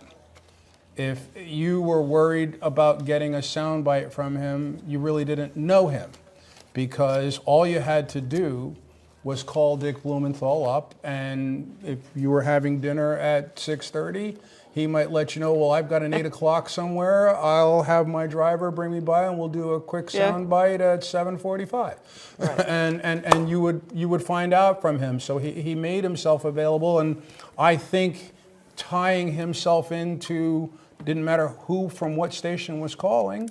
He was there to talk with you, to get his message out. He was a news reporter at one point. I think for he the Washington Post. He understood how we worked. But I think he also understands how to represent people and the people's interests in terms of what he does do in office and did in office here in the state. So Frank, without talking about Dick Blumenthal, tell me about Leora Levy. Okay, well, she would be great, I believe, down in Washington, to give somebody else a chance, new blood, new ideas. She was born in Cuba. She came to America as a young child. She was endorsed by, former President Trump. And she had a debate with Blumenthal recently, and I didn't see it, but I was told she did an excellent job. She answered all the questions well. She confronted Dick on the, he stated that he served in Vietnam. She looked him right, I was told, she looked him right in the eye and she said, that's not true, Mr. Blumenthal, you never served in Vietnam. And then she also said too, you also told the press that you did not go to meetings, I don't know, the Communist Party or something, and she's got the guts, she's got the brains. She grew up she spent some time growing up in Cuba. She knows communism. She doesn't want communism in the U.S., creeping communism to come in. So she would be excellent. I feel she's, all set to go.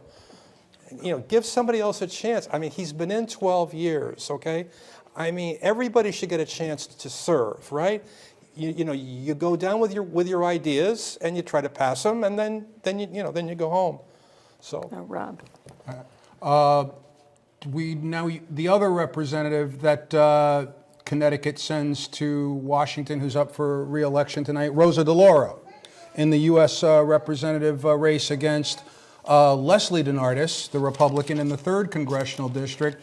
Tracy, have you heard anything from your people on how Rosa's doing tonight? Yeah, and I can tell you, Rosa was in Branford at the Democratic, at the O&Ego on Sunday night, and talking very passionately about her work. And she is one of the most, she's one of the top leaders in the House, very close to Speaker Pelosi, and said that was a very upsetting thing that happened to Speaker Pelosi's husband, and has really, we'll see what will happen with, Speaker Pelosi as well. But Rosa DeLauro is... Rosa and her husband are very close to Nancy Pelosi and her husband. Right. And so there's the colleague aspect of it, but then there are Right. these long-term friendships. Right. And Rosa, you could just tell, was so shaken by it all. Yes. She's always so positive, and you could really see there was Yeah. pain happening Yeah. and feeling very more emotional than I've seen her before, And certainly. Frank, I want to talk a bit about Leslie DeNardis, because she is stepping into the position, or hopes to step into the position held by is that Larry DeNardis? Was that a father? Her dad. Was her father? Yeah.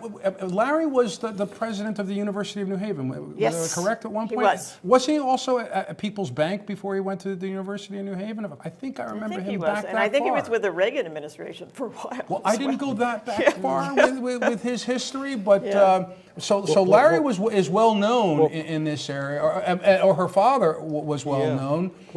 Impressions that you've gotten with her campaign, running against someone as established as Rosa DeLauro. Yeah, I mean, right, that's a very difficult challenge there for anybody. And as we know, I mean, we've had Rosa as our congresswoman since 1990, and she's beaten everybody. And the problem is, because she has such a reputation, as a winner, that it's hard for the opposing candidate to raise any money. Now, as of September 30th, all that Leslie had raised was about $38,000, whereas Rosa, at the same time, had raised $1.9 million. And so, I mean, she had the money for the, for the ads. But I told Leslie DeNardis, I spoke to her once, and I told her in September, I said, this is what's going to happen, and there's going to be a debate, and Rosa's going to cancel, and that's what happened this time again. So she says, a time for change. That's her campaign. I mean, to be honest, Leon, she didn't have much cash for, to go out and advertise herself. I saw only a few lawn signs, maybe a couple of big banners. That's all. There was no TV. She did have some ads on the radio, but she wants. I mean, that was her that was her campaign, a time for change. Frank, we know that candidates have to put a lot of money into campaigns, typically do, but with the way that you have to so many different ways of reaching constituents nowadays, is just thinking about dumping money into TV ads, is that old school, or do we have people thinking out of the box? Well, I think that with some of the newer ways that people communicate, for example, people I got a load of texts in the past month from people I don't know who want to sway the way I vote. Yeah. Is that as expensive as the TV ads or as effective? Well, that's a good question, Leon. I believe everybody still sees old school TV ads as the way to go. I think it's the most expensive by far, and that's what everybody uses still. It's true, they do use other media. In fact, you have to use social media. You've got to use text. You've got to use Facebook now. And all that takes time and effort, to get that going and keep it going, But everybody, for instance, all the Democrat candidates that were considered in trouble or close races, I mean, the party poured, and also, not just the party, but campaign contributors, they poured lots of money at the very end, and they bought TV ads with it. So, they believe in TV ads. Tracy, are you of the opinion, the same opinion, that it's the TV ads that still work and are the best tool to get through to the voters? I think so, but I think it can also work against. I mean, I can't tell you how many people. I mean, we even heard at the beginning of the show with Lonnie's interview with a voter who said, I can't wait for this to all be over. Yeah. We saw a lot of money, not just from campaigns funding TV advertising in the state, but the Republican Governors Association, the Democrats looking for control of the House. Yeah. You have this money that is coming from other resources for advertising or campaigns now. And the thought just went through my head. I doubt that many candidates these days, I'm talking after 2020, are dumping ads, are doing things like having full page ads in newspapers. Right? Yeah. Newspapers are not the way to go. Right? You have to get the voters at the screens. Newsrooms across the country for newspapers have disappeared, or gotten a lot smaller. Yeah. Readership has gotten a lot smaller with many of the papers that people 30 years ago read every day. Exactly. Not the way to reach people. And also, sir, right, there would be two papers, like a morning and then an afternoon paper as well, So I just want to know, has any candidate in Connecticut gone so far as campaigning on TikTok yet? I just want to know, because Frank, I'm taking your answer to that question as no, but I wouldn't be surprised if someone has figured out. I think in other states they have used TikTok. Again, I said it somewhat jokingly, but you have to go where the people are. If they're on TikTok, you've got to go. Yeah, sure. So you want to go to the we started talking a little bit earlier about the preps that are made for voters for Election Day, and we took a look earlier today. Oh, actually, it was yesterday. We went out and talked to people about early registration for voting and how that happens, so that people can decide to take part in and this I think great we should thank John Hartwell for doing this. He went out and decided he wanted to really show how this works. I do appreciate the work that John did, and we had intended to show this a little earlier in the hour, but this is when we're going to bring it to you right now.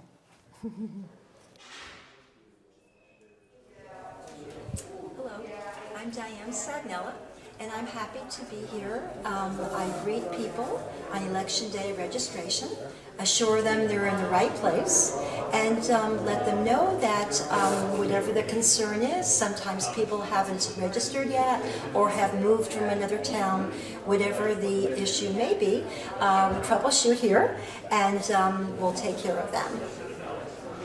Hi, I'm Abby. I'm one of the assistant registrars here at EDR. I'm Al Sagnella. I'm the other assistant register. And what do we do? And today we are doing same-day registration for election. So if you are not registered to vote, you can come on the day of the election and you can register to vote and also vote here. So it's for anyone that has not been registered, you can register here. Al, how many have we done? Well, we did about over 20 so far, and we're expecting to do quite a bit more as the day goes on.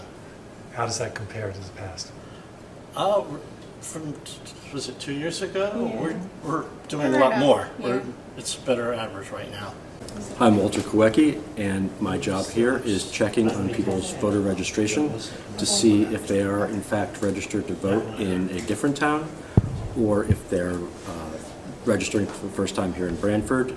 If they're registered in another town, I have them fill out a voter registration card and a ballot. We put it aside and check to see it, make sure that they're not active and haven't voted in the previous town they're moving from.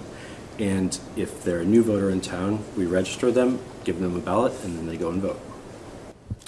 Dave Phelan here, working election day registration, doing voter verification. So if a voter is registered in another town, previously registered in another town, I get the information, I call that town to have them taken off the list so there's no way they could vote twice, and verify that with the registrar of voters in the other town. Once that's complete, we are able to put the ballot in the box to be counted. Hi, I'm MJ Kenley, and today at Election Day registration, I am putting in the districts, the names, the addresses, date of births, and previous towns individuals lived in. And she hands me all the information that she gets from the voters, and I file it in envelopes, and so we're keeping track of everybody that comes here today. Hello, I'm Dottie Stenger. I'm acting as machine tender today. The ballot is given to the voter. They go to a privacy booth here behind me, or in front of me, and fill out their ballot. If it does not need further verification, they then put it into, well, they do put it into their envelope, make sure everything is signed and sealed, dated, and they put it into the box. We'd like to thank again John Hartwell for going out and getting us the additional information on what it takes to make Election Day happen, and we extend our thanks to the poll workers and people who make voting available to everyone who needs and wants to do it. We are concerned here in our studio that we are having some difficulty getting numbers from North Branford in.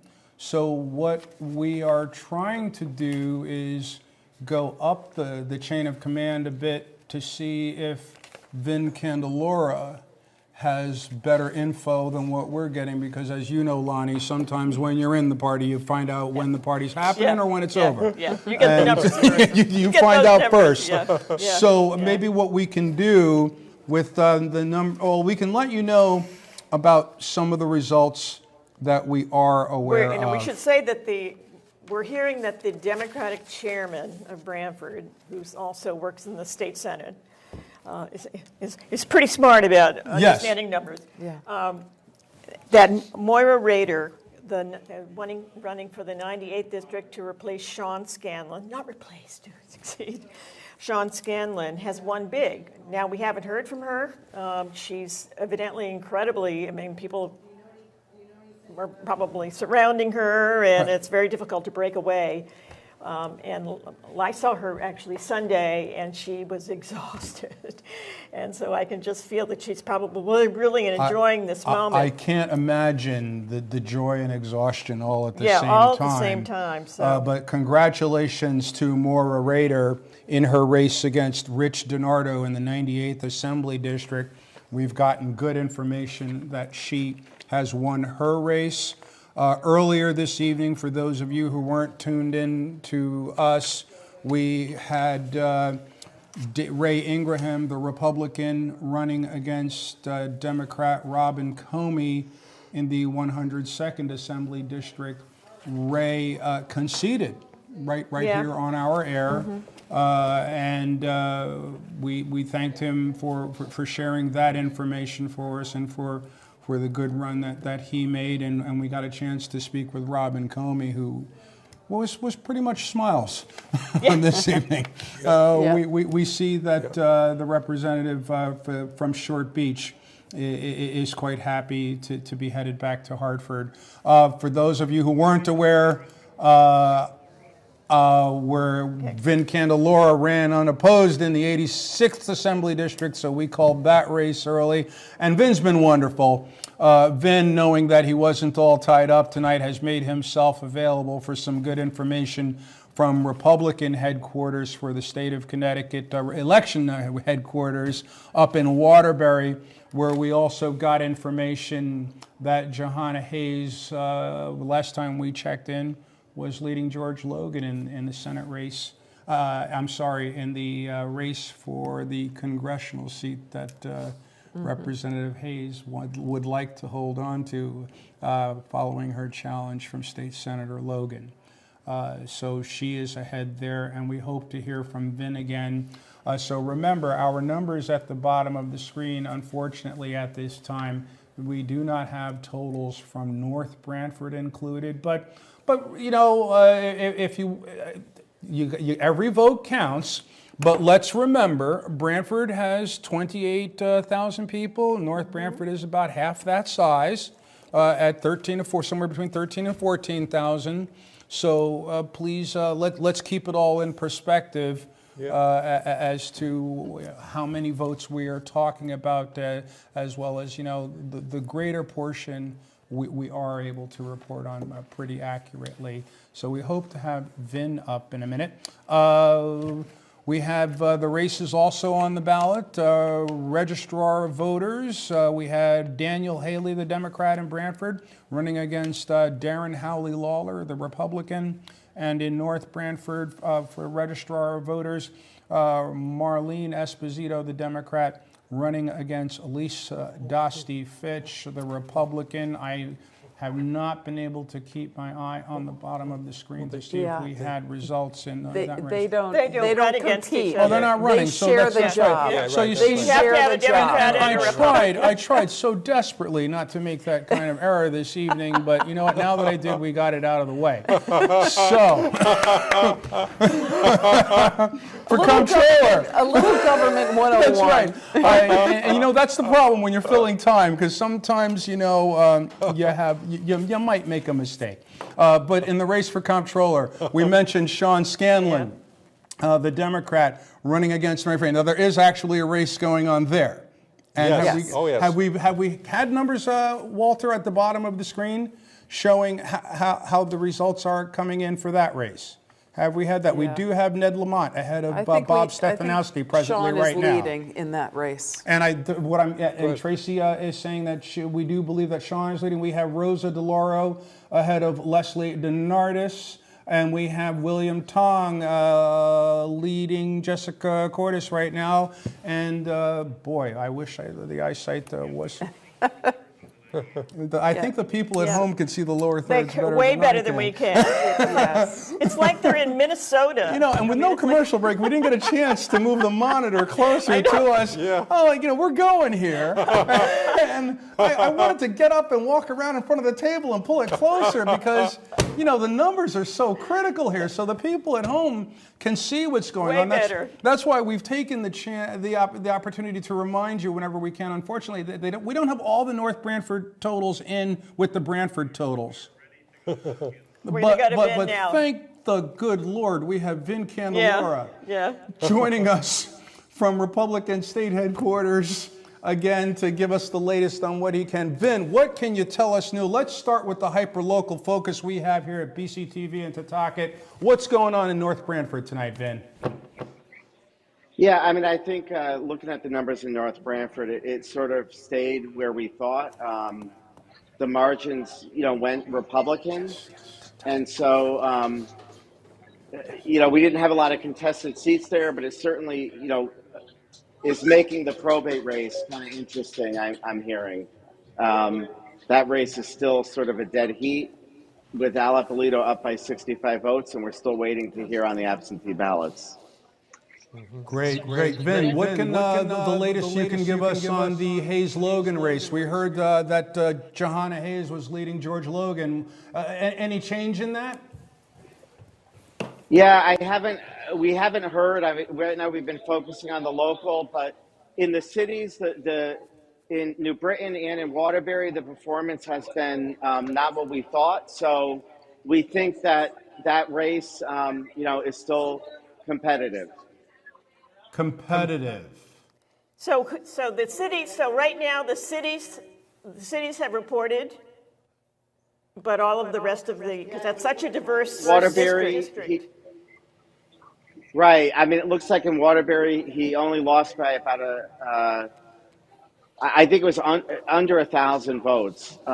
There's a tight margin, so the numbers are looking tight. Good for him.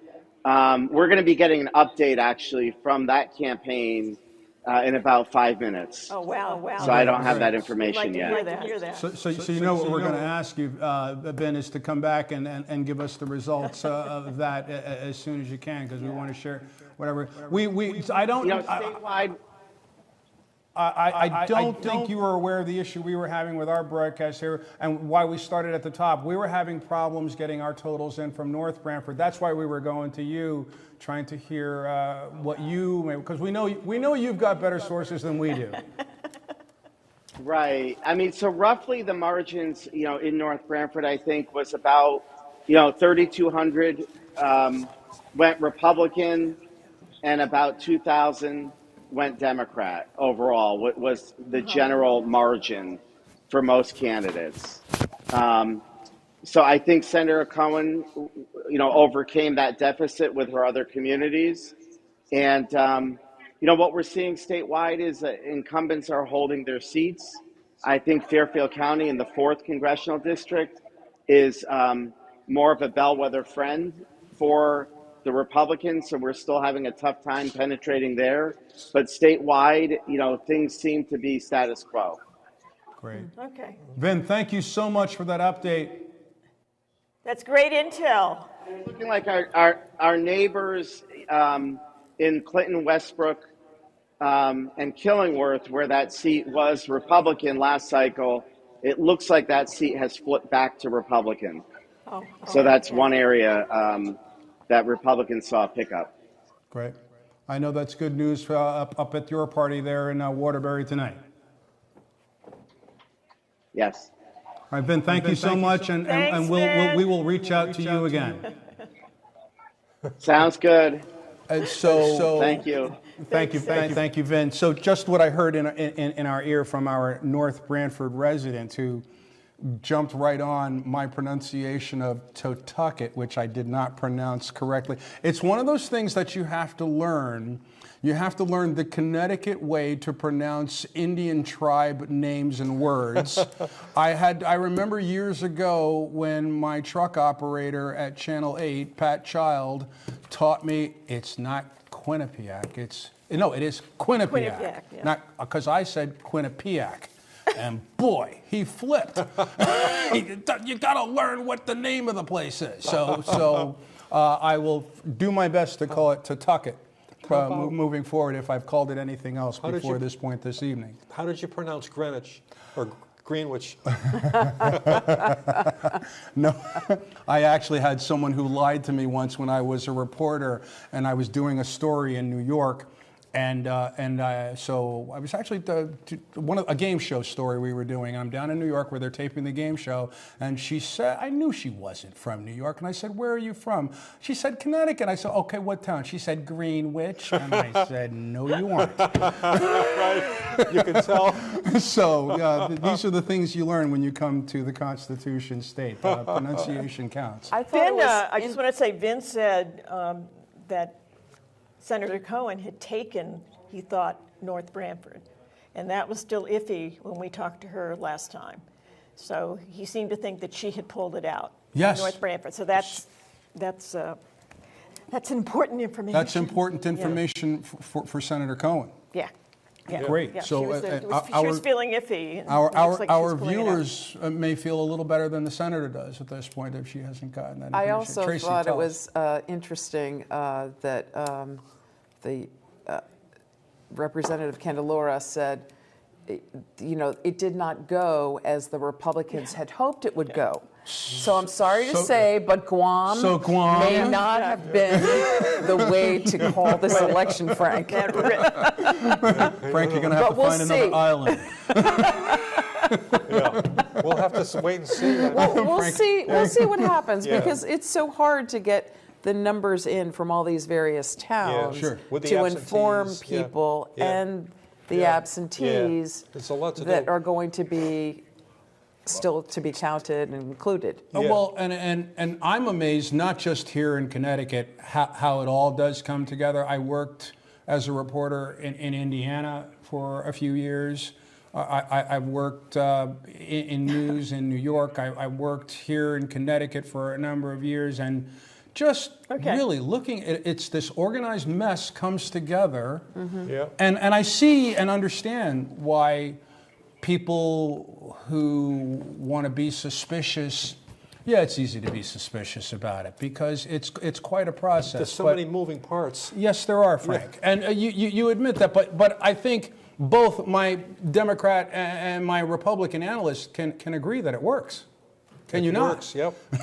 The best it does, system. as long as people accept the outcome and trust that there is a process that is done properly. And there are a lot of election workers who get quite upset when people think or they are talking about elections being stolen, because these people are volunteers.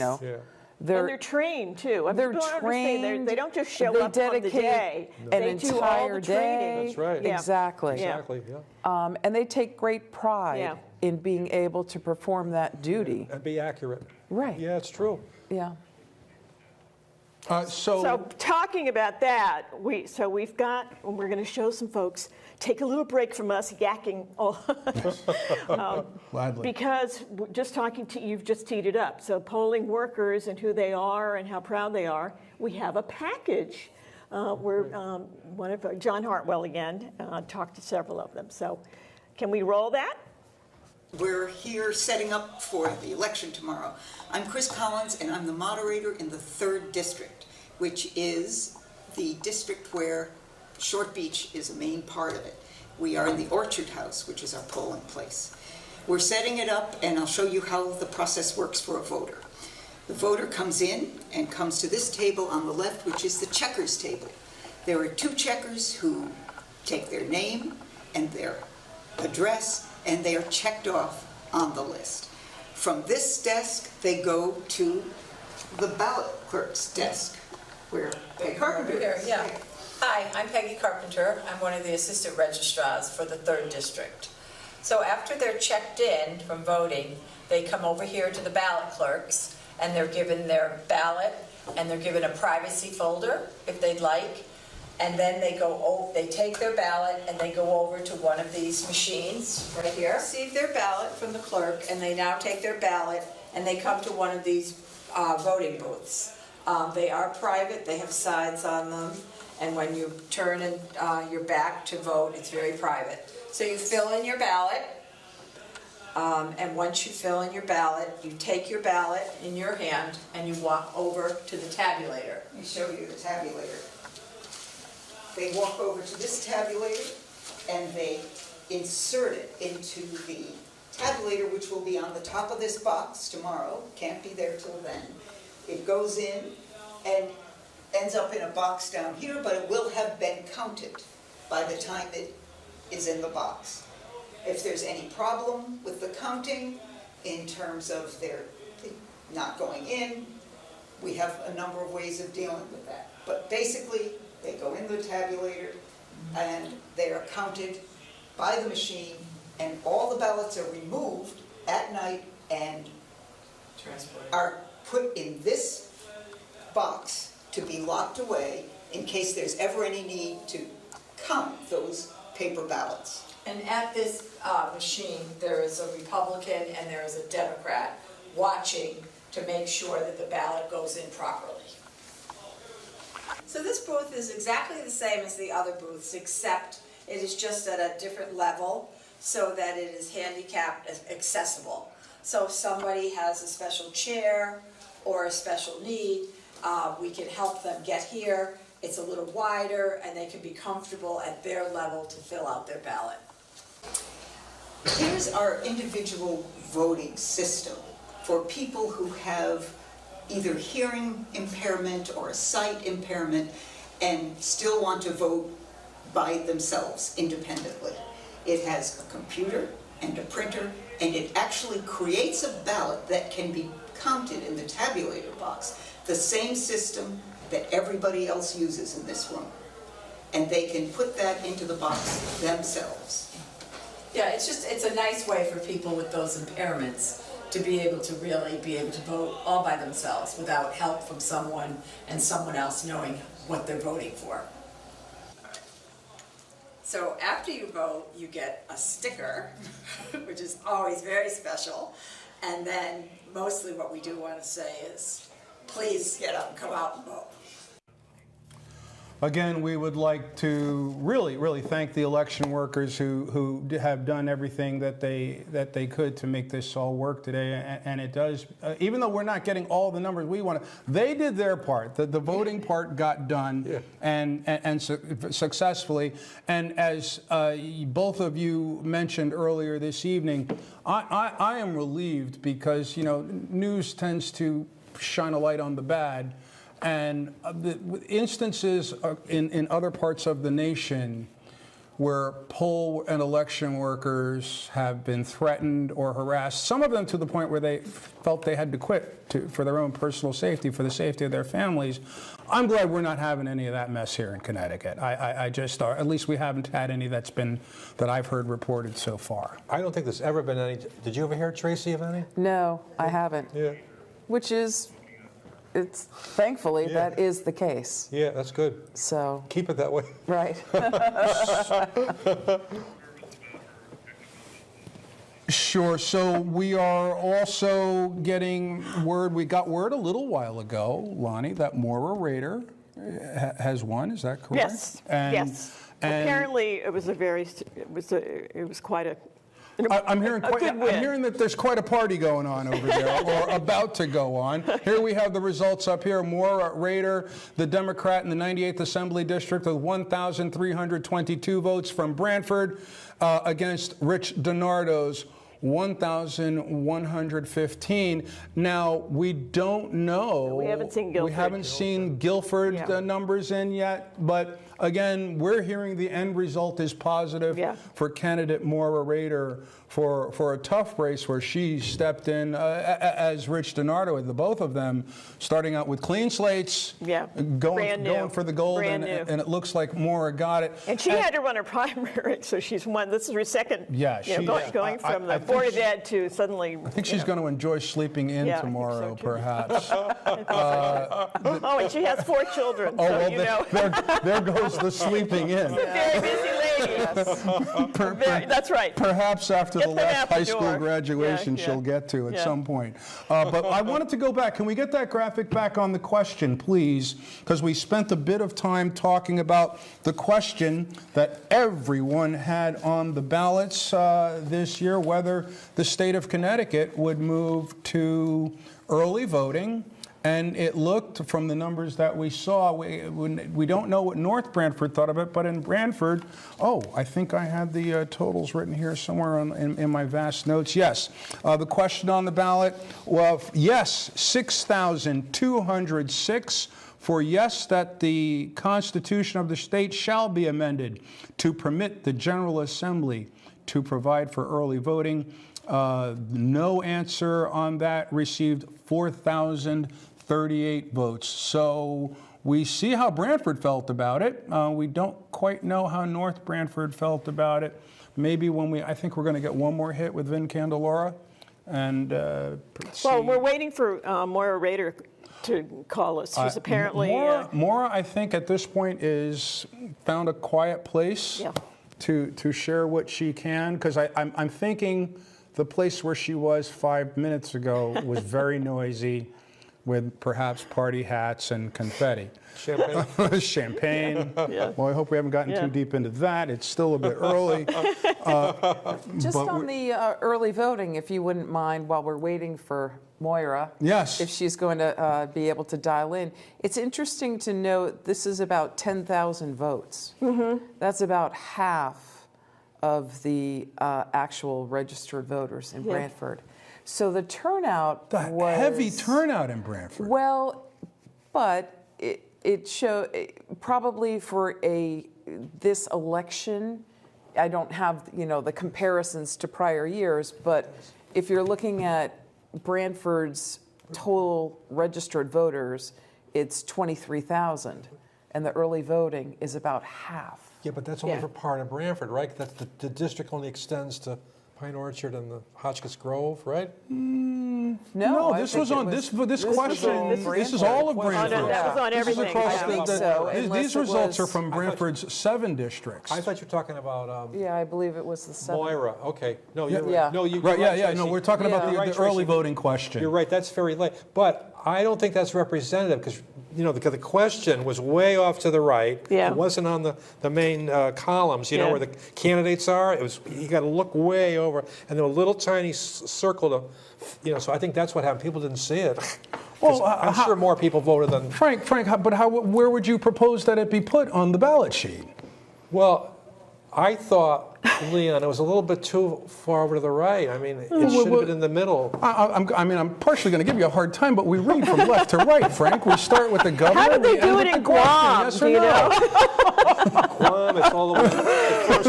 The first item, Lonnie, on the left. You can't miss it in Guam. What do you want it on the other side, and then you'll say people missed it? You can't do that. Yeah, True. So True. Just giving you a hard time. That's because, all right. Well, we I can take it. Did we get Moira yet? Moira, to hear how things went for her this evening. Is that possible? No. I saw. Okay, I think we're going to, Lonnie, let's go for one last hit to Vin Candelora. Yeah, that if sounds our good. people can make that happen in the back. Oh, wait.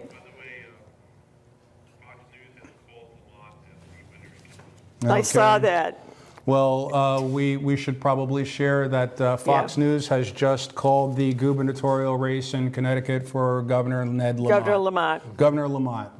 So congratulations to Governor Lamont and all of his supporters on their efforts. They've gotten what they wanted.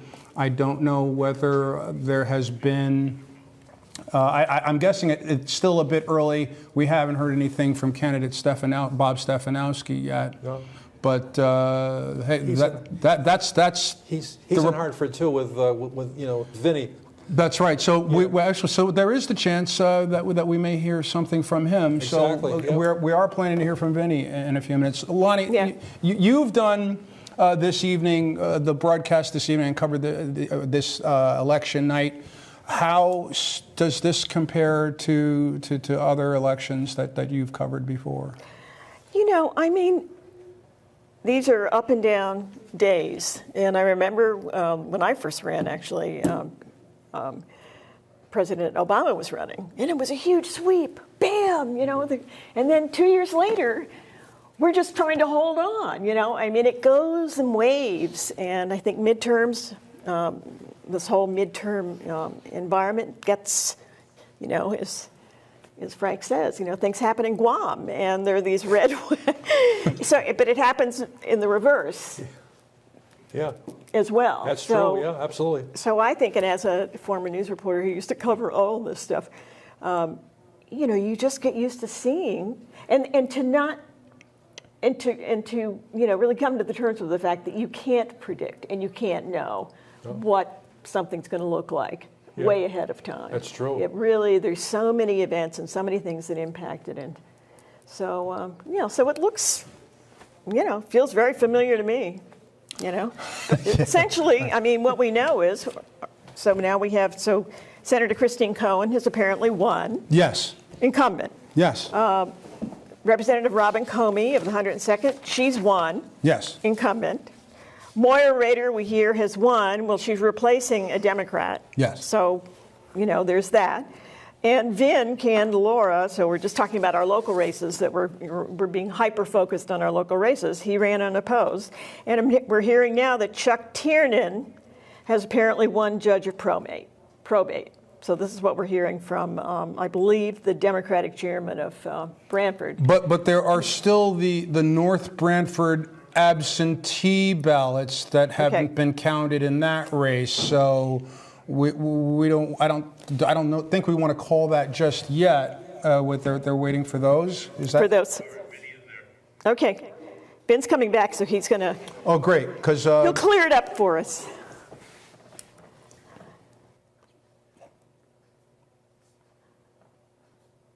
Vin has been, there's Vin, being very helpful to us again. Hey, Vin. Vin, Totoket here again. We're going to call it the Vin Candelora Show, just so you know. So what can the minority leader tell us now? Give us an update, please. Yeah, I mean, it's still coming in slow, but generally speaking, what we're seeing, at least statewide with the House seats, is that most incumbents are holding on. So there haven't been any upsets on either side.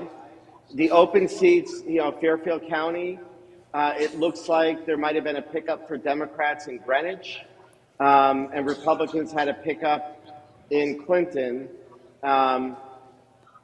So we're still waiting. I think the 42nd seat, which was in Eastern Connecticut and had to move out to Fairfield County, we might have lost that seat, but we're still waiting on those numbers. And any updates on judge of probate? We're hearing from Branford that it's Chuck Tiernan, but what are you hearing? Whoops. Are we losing? Oh, there we go. There's Vin. Lonnie, maybe a question again.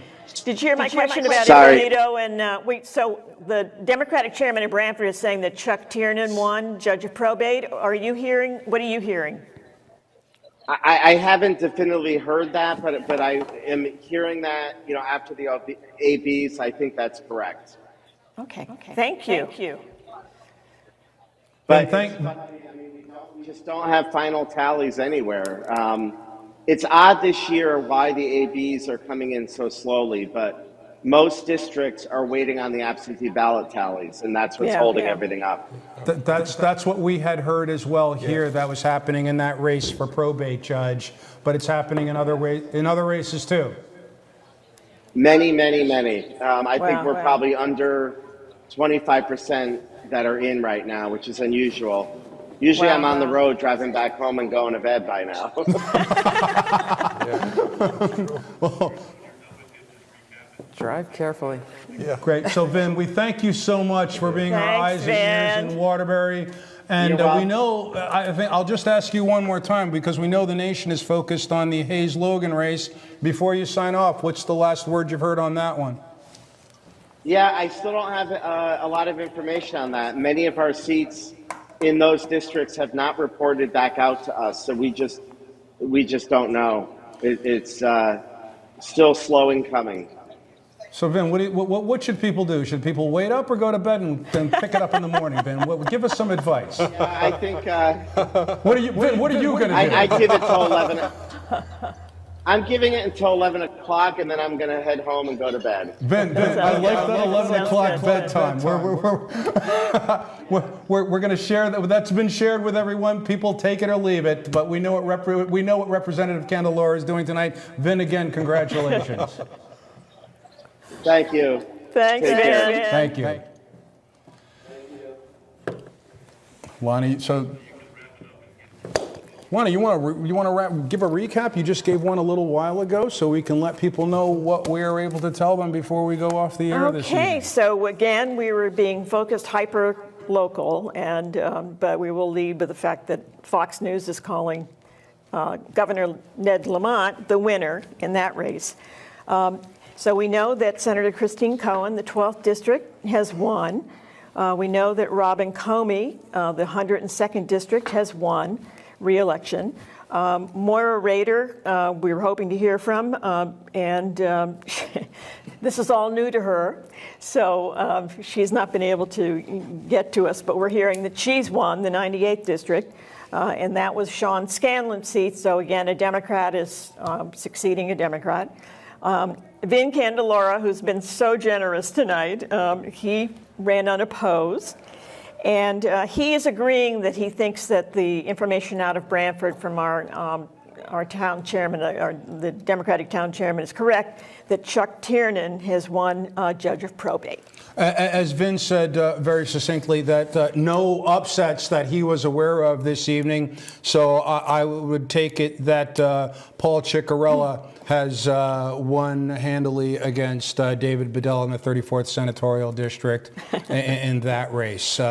So we would like to thank everyone who joined us this evening. I'd like to start with Tracy Everson and Frank Toohill. Tracy, our Democrat, and Frank, our Republican analyst. Thank you both so much for your insights and for taking the time to share that information with us this evening. It was great to be with you both tonight. And It's Tracy, great to have you both. I think we actually had a little fun here. Yeah, we did. Yes. And, And I just have to say, I think it was a blue wave.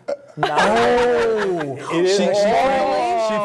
Frank, I agree with Frank, you. I think locally right here in our little Frank, world. when you stand on the island of Guam, you look around here, what do you see? Water. So Tracy was in the Cayman Islands, you know. No, Frank, just giving you a hard battle time. later. Just giving you a hard time. We thank both of you so much. Yeah, You're thanks welcome. so much. It's a pleasure. Great. It's great. Great. It was fun. It's great to be here with you all.